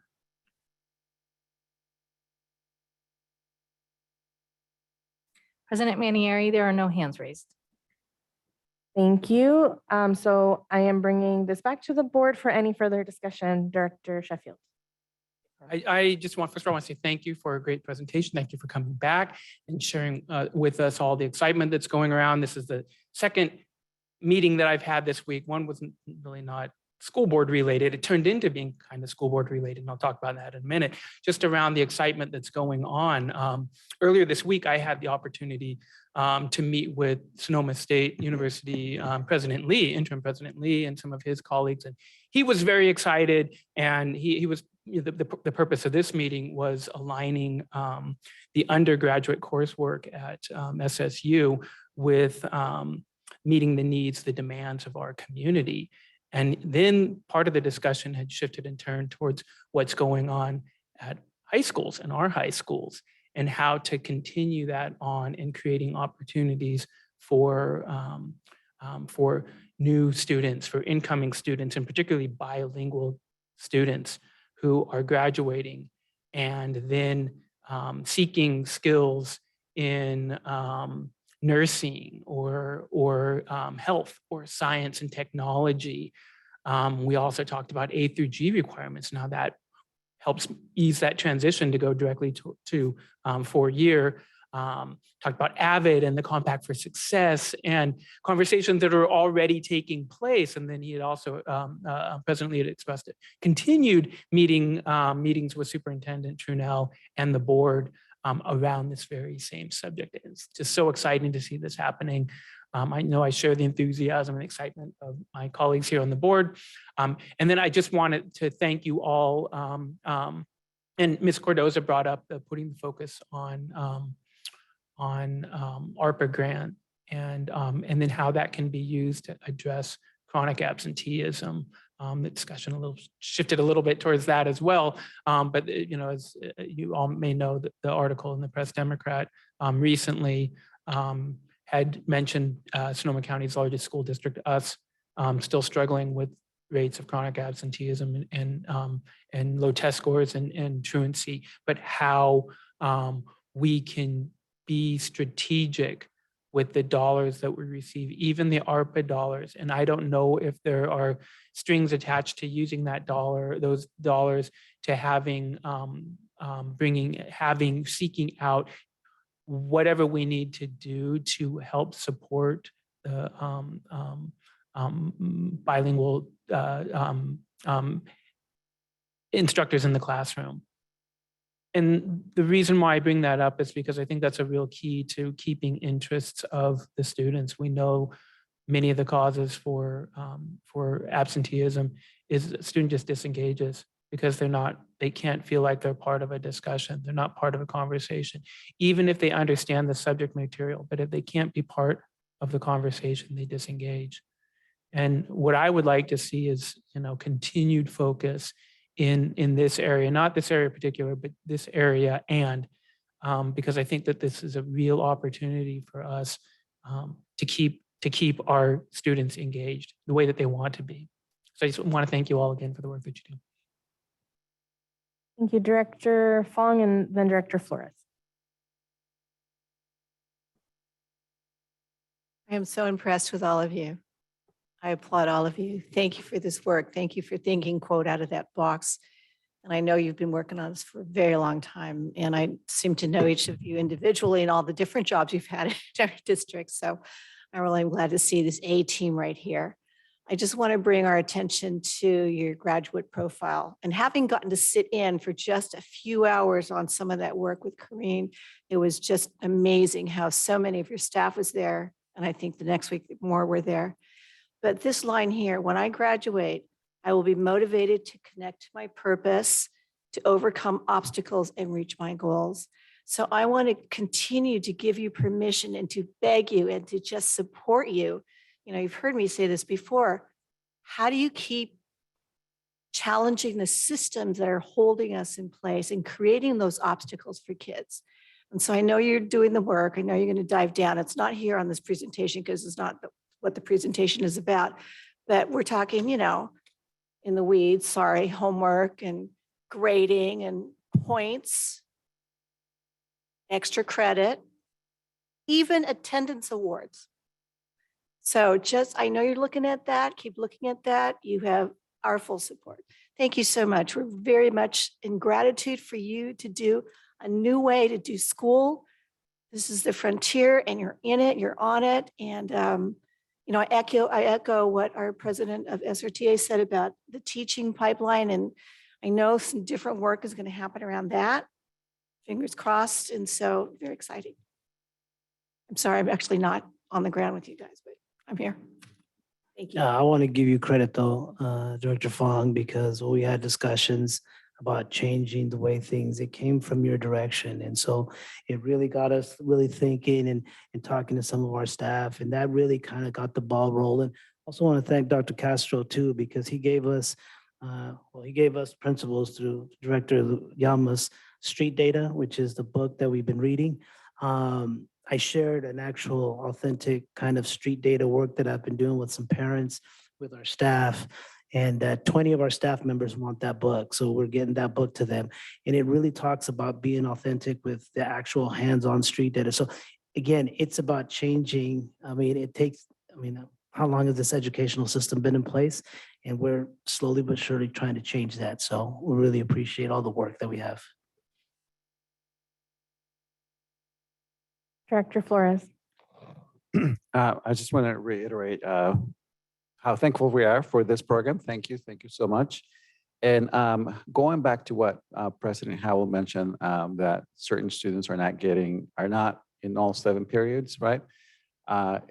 Without getting into the weeds, what sort of systemic changes or what systems of support do you want from our school board? You don't have to answer this question right now, but what do you need from us to make sure that we scaffold and we support all students, and especially those students who are, falling through the cracks and not getting those 7-period days? Just, food for thought. I just want you to, have that conversation with our superintendent and see what sort of support services you need from us to make sure that we're reaching out to all students. And what is it that, we didn't do this time around to get the students who didn't have that 7th period? What happened? Why did they opt out? What can we do to make sure that we capture everyone, to make sure that they receive those services? So I just want to say that, you had the full support of the board here, and I just like to have the conversation going to see how we can, encapsulate or capture those students who are, for some reason or another are not, getting those support services.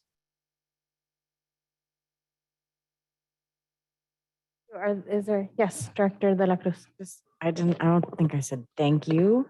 And Ms. Raffo, like your joy for what it means to be like truly a lifelong learner and somebody who has dedicated her entire career to our district.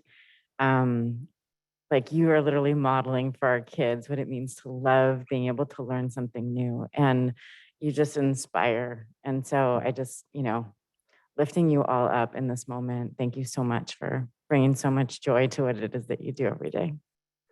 Can I add though, Ms. Raffo's daughter is one of our students also. So the apple does not fall far from the tree, let me tell you. Thank you. Thank you all for your work. And yeah, we are all so excited and enthusiastic about seeing all of this come to fruition. And the day will come and it'll be such an amazing celebration. So thank you for all of your work. And we look forward to the next time. Oh, yes, Director Before Cardozo. we go, just want to make one more announcement. We're having our exciting career conference at Elsion High School on April 27th. Yes, it'll be wonderful. We'll share the details with Superintendent Trinnell, so she can certainly share that with all of you. And we'd love to invite you again to participate in that opportunity. It's going to be great. Can't wait. It's great every single year. Thank you, guys. Thank you.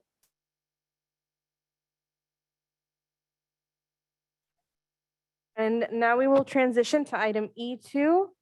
This is an action item, resolution number 2023-2439, criteria to determine certificated personnel who shall be exempt from the order of layoff by virtue of their credentials, assignment, or certification, also known as the skipping criteria. And presenting this action item is Assistant Superintendent Shepherd of our Human Resources Department.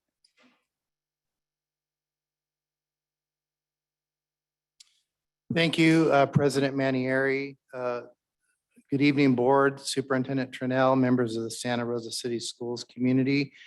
I'm here to present the first item, and give me 1 second and I will pull it up.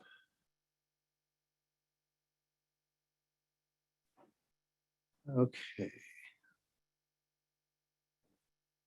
So this resolution is an annual item that we are required to bring to update our, what's known as the skipping criteria. And there was some mention of that in the last presentation. But this is an item that is standard procedure that comes up annually that the board takes action on to allow us this criteria to be utilized in the case that we are that we would employ reduction in force, or commonly known as layoffs.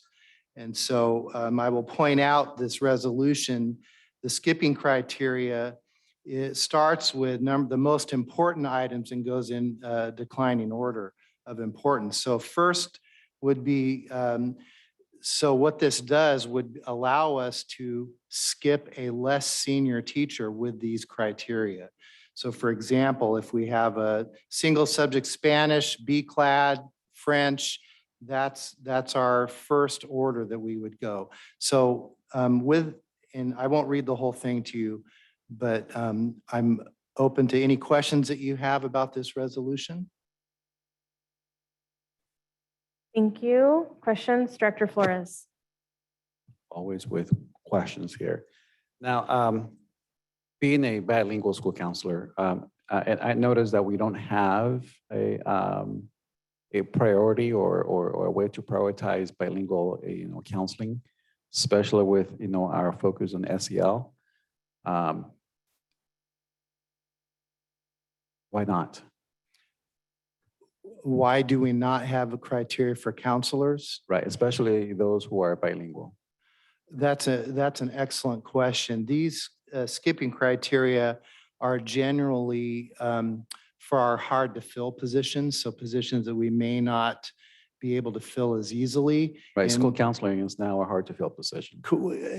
And in my experience in the recent years, I have not laid off any counselors in any system. However, if that's something the board wants us to entertain, we can certainly look at that. I like to see, the updates on those hard to fill positions, because I know it changes with, with the ebbs and flows of the educational field, right? Yes. And I like this to be inclusive of those hard to fill positions as they change, as times change. So, yeah.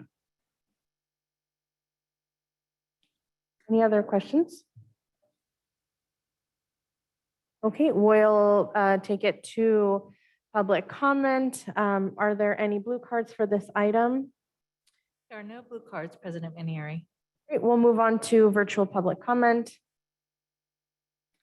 If there are members of the public joining us remotely and would like to comment on item E2, please raise your hand at this time.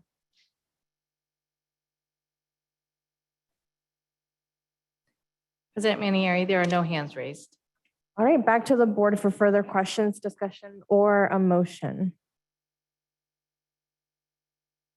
So can I clarify what I was trying to say? So I just want to make sure that it's not necessarily just school counselors, but hard to fill positions that change through the times. And I know PPS school counselors are hard to fill now.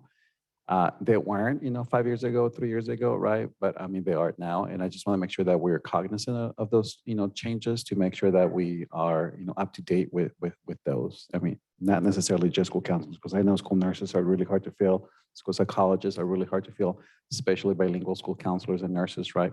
So that's the direction I'm trying to make sure as a district we take a look into that.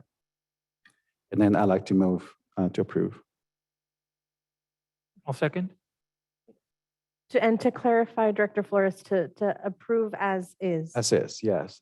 With because I know this is an item that comes every year, right? So, for the next criteria, for next year, I would like this to be, something that is discussed, ahead of time, right? And this is an action item. It is an action item. So, and we usually have them as a discussion ahead of time, right? But not these. No, okay. So, sorry, I'm giving you direction, but, I know it's kind of late, but I would like to see that, for the next cycle. Okay.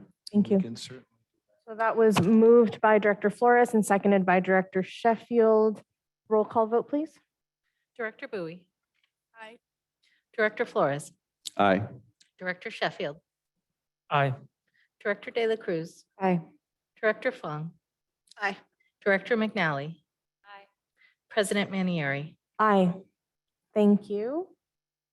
Now we will move on to item E3, resolution number 2023-2440 to adopt seniority date tie-breaking criteria to determine the order of termination among certificated employees with the same date of paid service. And presenting this action item is Assistant Superintendent Shepherd.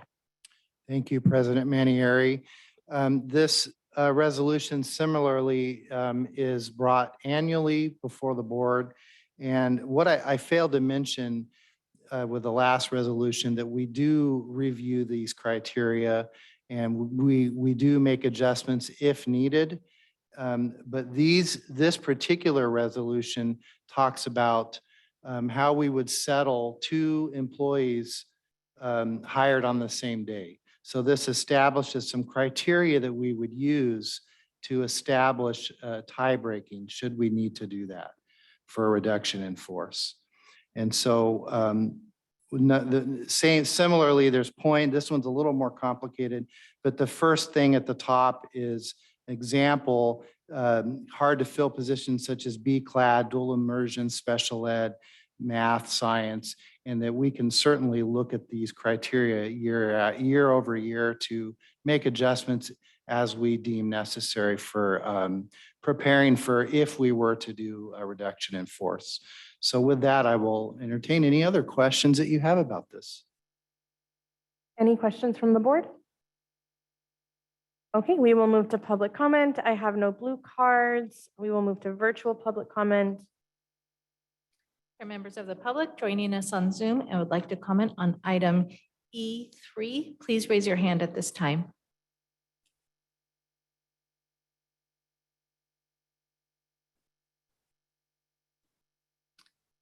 President Manieri, there are no hands raised.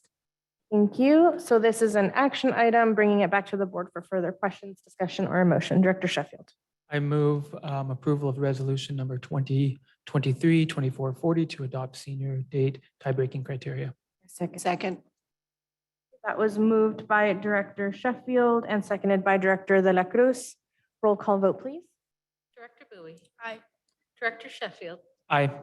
Director De La Cruz. Aye. Director Fong. Aye. Director McNally. Aye. Director Flores.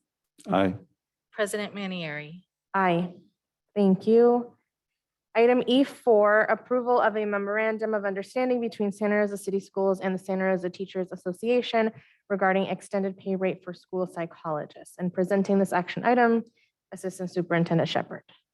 Thank you, President Manieri, members of the board, Superintendent Trinnell, Santa Rosa City's community. It's my pleasure to present this collaborative MOU that we reached with SRTA. This MOU is for our hardworking psychologists who are agreeing to go above and beyond and do some additional assessments that are needed, primarily due to the fact that we have a couple of vacancies in psychologists. So these members have agreed to render service above and beyond, and we're grateful for that. And this MOU outlines the level of pay that we will extend to them. So with that, I will entertain any questions that you have. Thank you. Any questions? Director Flores. I have a question. How did you come up with the, bullet number 2, the extended date of the work will be calculated as 0.0007975%? Oh, President Howell came up with that. Okay, got it. I would love to take credit for this calculation, but it's borrowed from our salary schedule calculation for the certificated salary schedule to compute their hourly rate for after work pay. So we applied the same formula to the psychologist salary schedule, which yielded a little bit higher rate. Okay, so this is based on their per diem or their total salary? Well, it's based on, it's based on per diem of a certain salary range. The range 1, step 4, got it. Correct. Why that range and not where the range where they're located? Was this randomly picked? No, well, I can't tell you why the range was picked prior to me being here. But what we used the same logic for the teacher salary schedule and applied it to this for equity, so that we're using the same benchmark, just a different salary schedule. Okay, thank you. Any other questions? Okay, we will move to public comment. I have one blue card on this item. President Howell.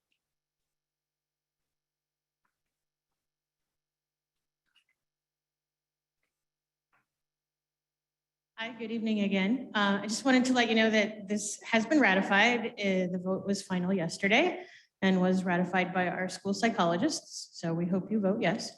But I also want to point out, I'm a little bit of a broken record. The reason that our school psychologists need to go above and beyond is because we don't have enough. There are 2 full-time FTE vacancies in school psychologists. So while we applaud them going above and beyond, workload is only sustainable as long as we can sustain it, and asking people to do more because there are not enough people working in our district is not sustainable. So we appreciate the offer of the extra pay. I'm sure the school psychologists appreciate it. It does get them quite a bit closer to SELPA rates, or the rates that we would have to pay outside agencies to come in and do these assessments for us. And I can tell Director Flores all about our logic if he wants to hear it. But they are closer to the SELPA rates. And so it's encouraging our school psychologists to do these extra assessments, but at the same time, what we need are more school psychologists. Thank you. Thank you. We will move on to virtual public comment. Thank you. If there are members of the public joining us on Zoom and would like to comment on item E4, please raise your hand. There are no hands raised. Thank you. This is an action item, bringing this back to the board for further questions, discussion, or a motion. I'd like to move to approve the memorandum of understanding between Santa Rosa City Schools and SRTA regarding the extended pay rate for school psychologists. Second. That was moved by Director De La Cruz and seconded by Director Flores. Roll call vote, please. Director Bowie. Aye. Director De La Cruz. Aye. Director Flores. Aye. Director Sheffield. Aye. Director Fong. Aye. Director McNally. Aye. President Manieri. Aye. Thank you. Moving on to item E5, approval of revisions to the certificated salary placement guidelines. And presenting this action item is Assistant Superintendent Shepherd.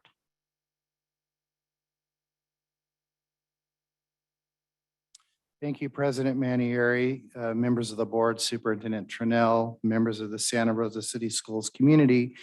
It's my pleasure to present this brief presentation that will go over our, if you'll remember, in September, you approved some changes to our certificated salary placement guidelines. There was a request to do a little bit of a deeper dive and bring back some different scenarios to you, which we have done. And I will point out that the original presentation was revised and is so noted in the agenda. So with that, I will go to the first slide. What you see in up top here is what was approved in September. You can see that We did not change CTE or military or Peace Corps. And so what we are guidelines that we're bringing forward to you tonight is an option for your consideration to move CTE from 1 year for every 2 years to year for year credit. So it would be a straight 1 year for year. The same would be applied to military. We had that capped at not to exceed 2 years. And then Peace Corps is also being recommended year to year.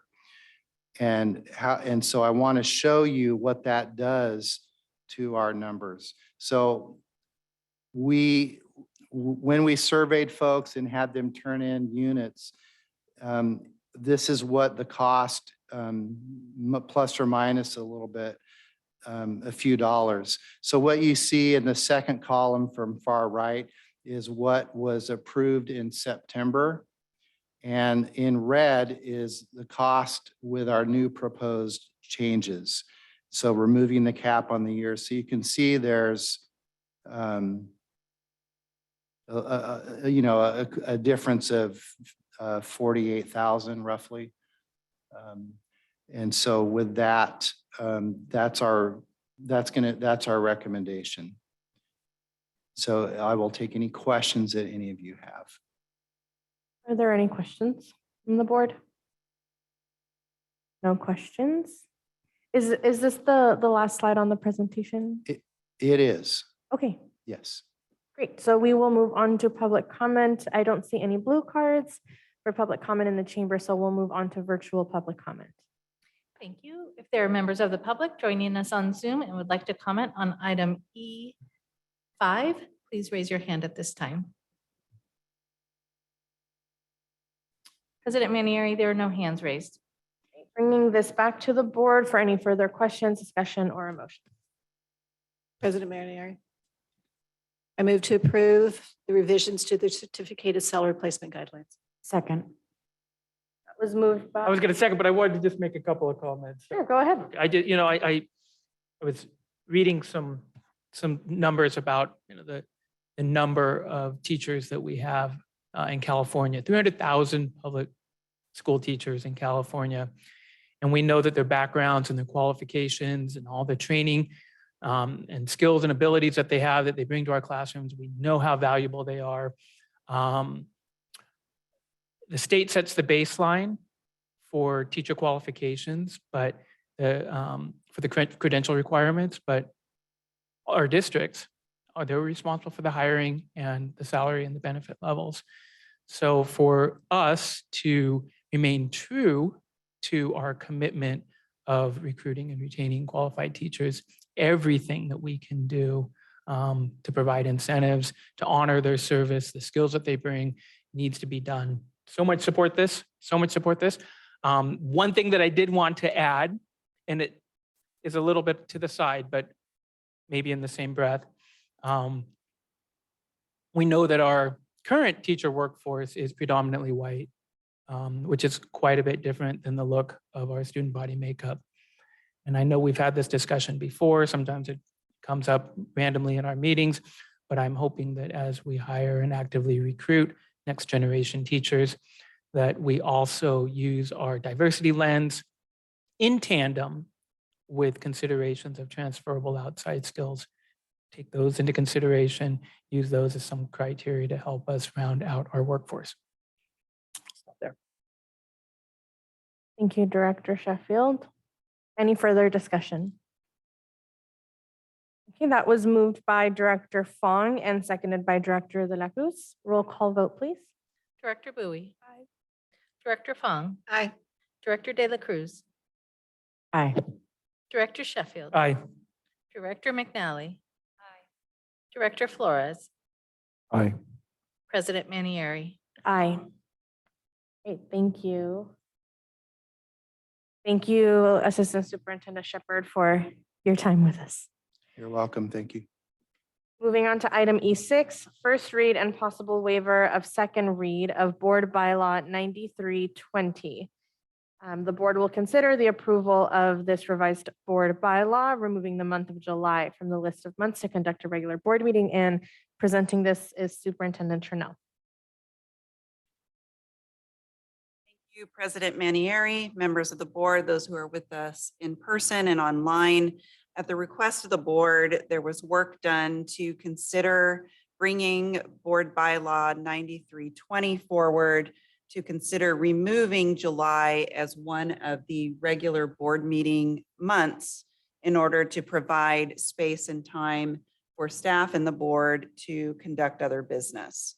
And so with that, you will see in the draft and the clean version that language has been offered on page 1 towards the bottom under regular meetings, that the board shall hold regular meetings each month except in July.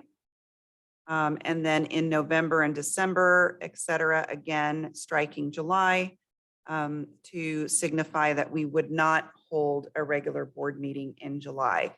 I will state that in the event that there is a need for business to be conducted in July, the board has the opportunity to call for a special board meeting, barring meetings that would involve salary discussions, to hold a board meeting if needed in July. So with that, I'll hand it back to the board for consideration.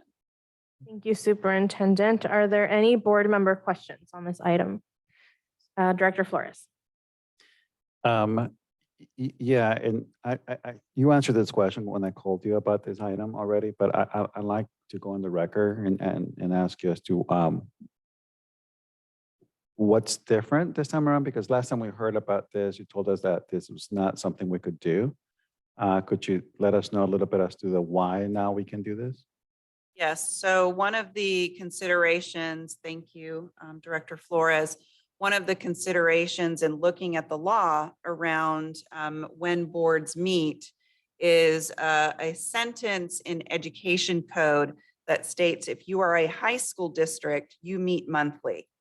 However, because we are a consolidated district in the sense of the fact that we have an umbrella city schools designation, that allows us to be considered a union or unified district, which then in turn is not required to meet monthly. Thank you for that reminder. Any other questions? You guys don't, but maybe some people remember the 15-minute board meeting. I know Trustee Fogg and I, 15 minutes, that was our record, July. I think maybe our first year on the board. It's a lot of work scrambling around to put together for a 15-minute public meeting. Any other questions? Okay, we will move on to public comment. I don't have blue cards for public comment here in the chambers, so we'll move to folks online. Thank you. If there are members of the public joining us remotely and would like to comment on item E6, please raise your hand at this time. President Manieri, there are no hands raised. Okay, bringing this back to the board for discussion, further questions or a motion. I'd like to move to approve this item, please. Second. That was moved by Director Flores and seconded by Director Sheffield. Roll call vote, please. Director Bowie. Aye. Director Flores. Aye. Director Sheffield. Aye. Director De La Cruz. Aye. Director Fong. Aye. Director McNally. Aye. President Manieri. Aye. Moving on to item E7, first read and possible waiver of second read of Board Bylaw 9250. The board will consider approval of revised Board Bylaw 9250, changing the month the board will consider voting to increase the monthly stipend for board members. And presenting this item is Superintendent Trinnell. Board President Manieri, members of the board, those are with us in person and online. As a result of the board's decision on bylaw 9320, it is important that we also review 9250, which indicates when the board would discuss and potentially vote on remuneration of their salary for that particular school year. So with this, currently in bylaw 9250, it says that this discussion will happen in the month of July, I believe the first month. I don't have it pulled up, apologies. the first meeting in July. And so therefore, given the board's action, the recommendation is that we move that remuneration discussion to a meeting in June, which actually aligns nicely with our budget conversations that we typically and legally are required to have in June. And so therefore, it is presented to you with draft and in clean version to remove July and to add June into the bylaw. And I will hand it back to you. Thank you, Superintendent. Are there any board member questions? Okay, seeing none, we will move on to public comment. I do not have any blue cards, so we'll move on to people online. There are members of the public joining us on Zoom and would like to comment on item E7. Please raise your hand. There are no hands raised. Okay, back to the board for discussion, further questions or a motion. I'd like to move to approve revised board bylaw 9320. Sorry, my brain is not working on that one. Approve and waive. Approve and waive, I'll sorry. second. Thanks. All right, that was moved by Director De La Cruz and seconded by Director Sheffield. Roll call vote, please. Director Bowie. Aye. Director De La Cruz. Aye. Director Sheffield. Aye. Director Fong. Aye.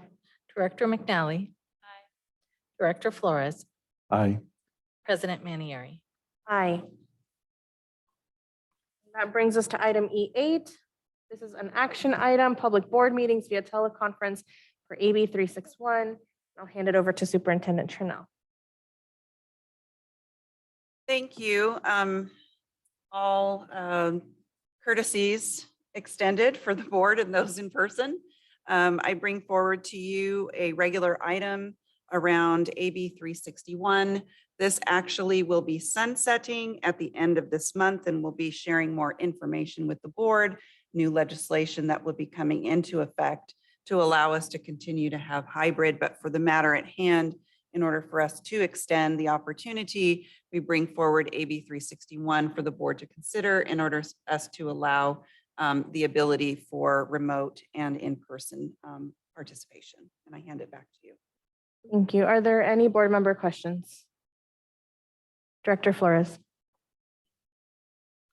I thought it would sunset in January 1st in 2024. No?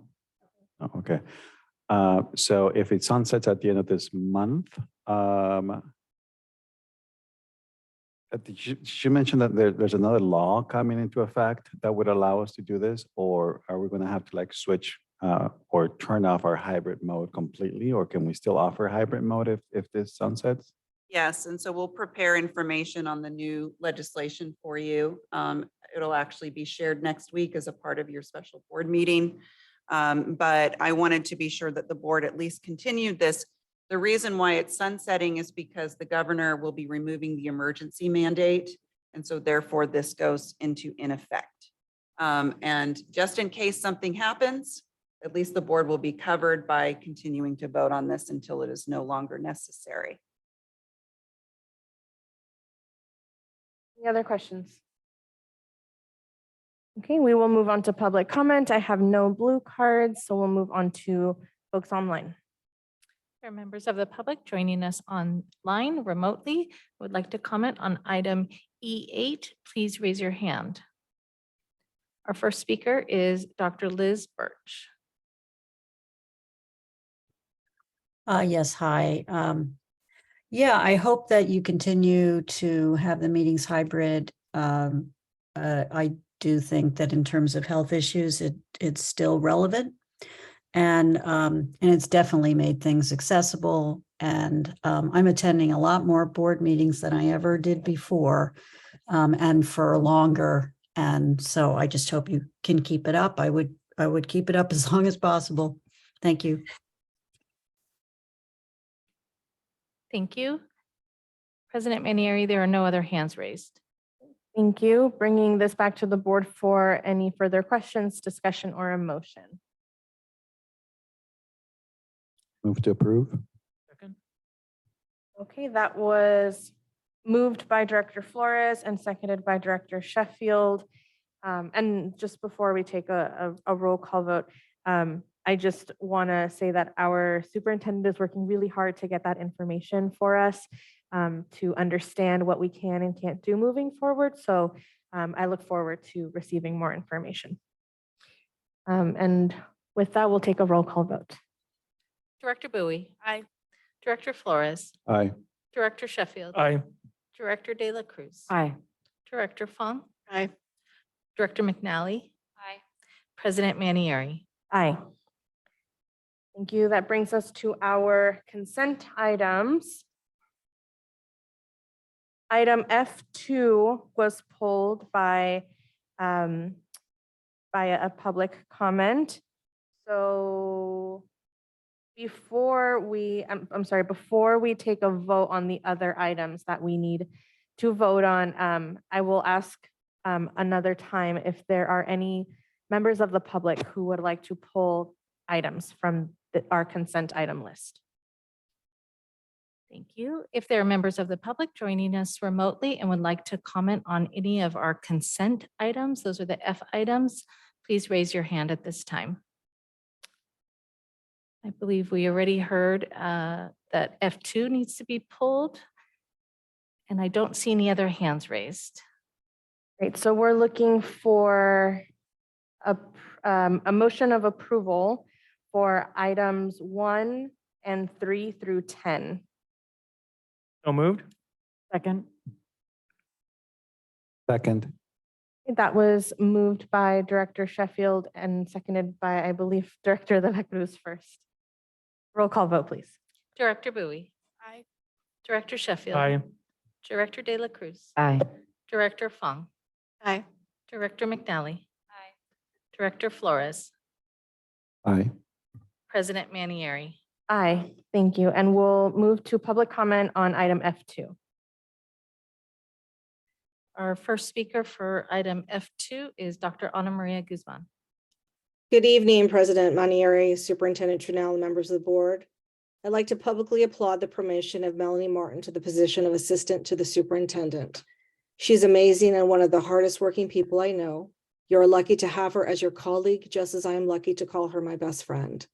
I'm so proud and happy for you, Melly, and I know you will assist in making a difference for the students served in Santa Rosa City Schools. Thank you.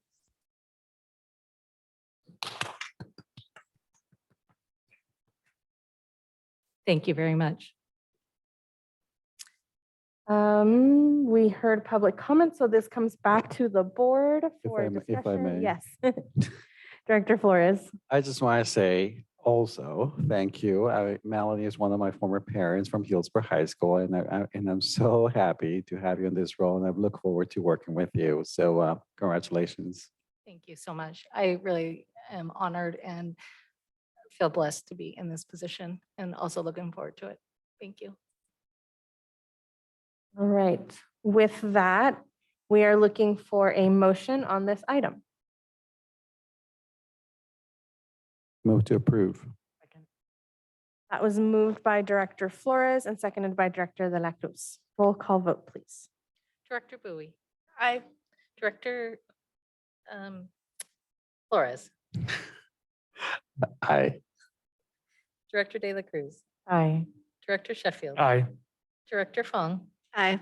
Director McNally. Aye. President Manieri. Aye. Thank you. And now we move on to our G1 item, approval of minutes of the regular board meeting held on January 25th, 2023. And we're seeking a motion for approval. I'd like to move to approve the minutes of the regularly held board meeting on January 25th, 2020. Second. That was moved by Director De La Cruz and seconded by Director Fong. Thank you. These are difficult. Roll call vote, please. Director Bowie. Aye. Director De La Cruz. Aye. Director Fong. Aye. Director Sheffield. Aye. Director McNally. Aye. Director Flores. Aye. President Manieri. Aye.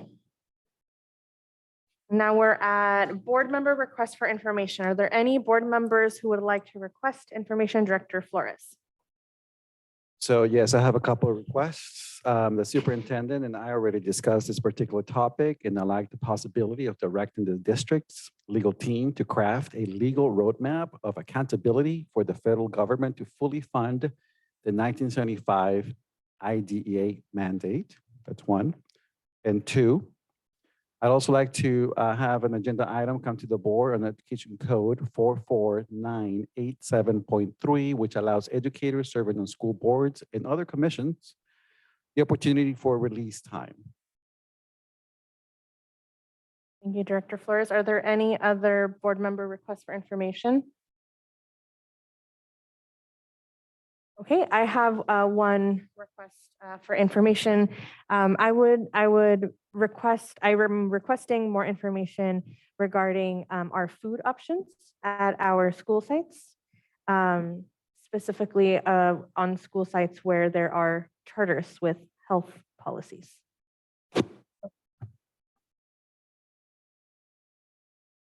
Yes, specifically charter school sites that have healthy food policies. Yeah.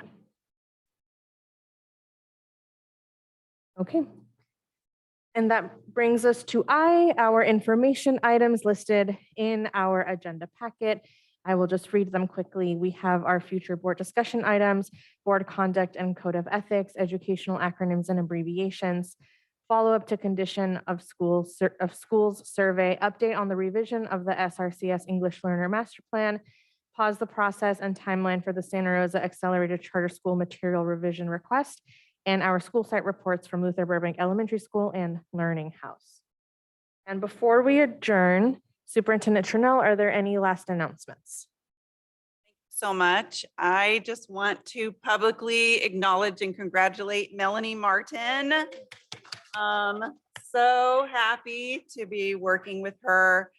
This woman for several months has done multiple jobs and done it with grace and done it with patience, especially with me.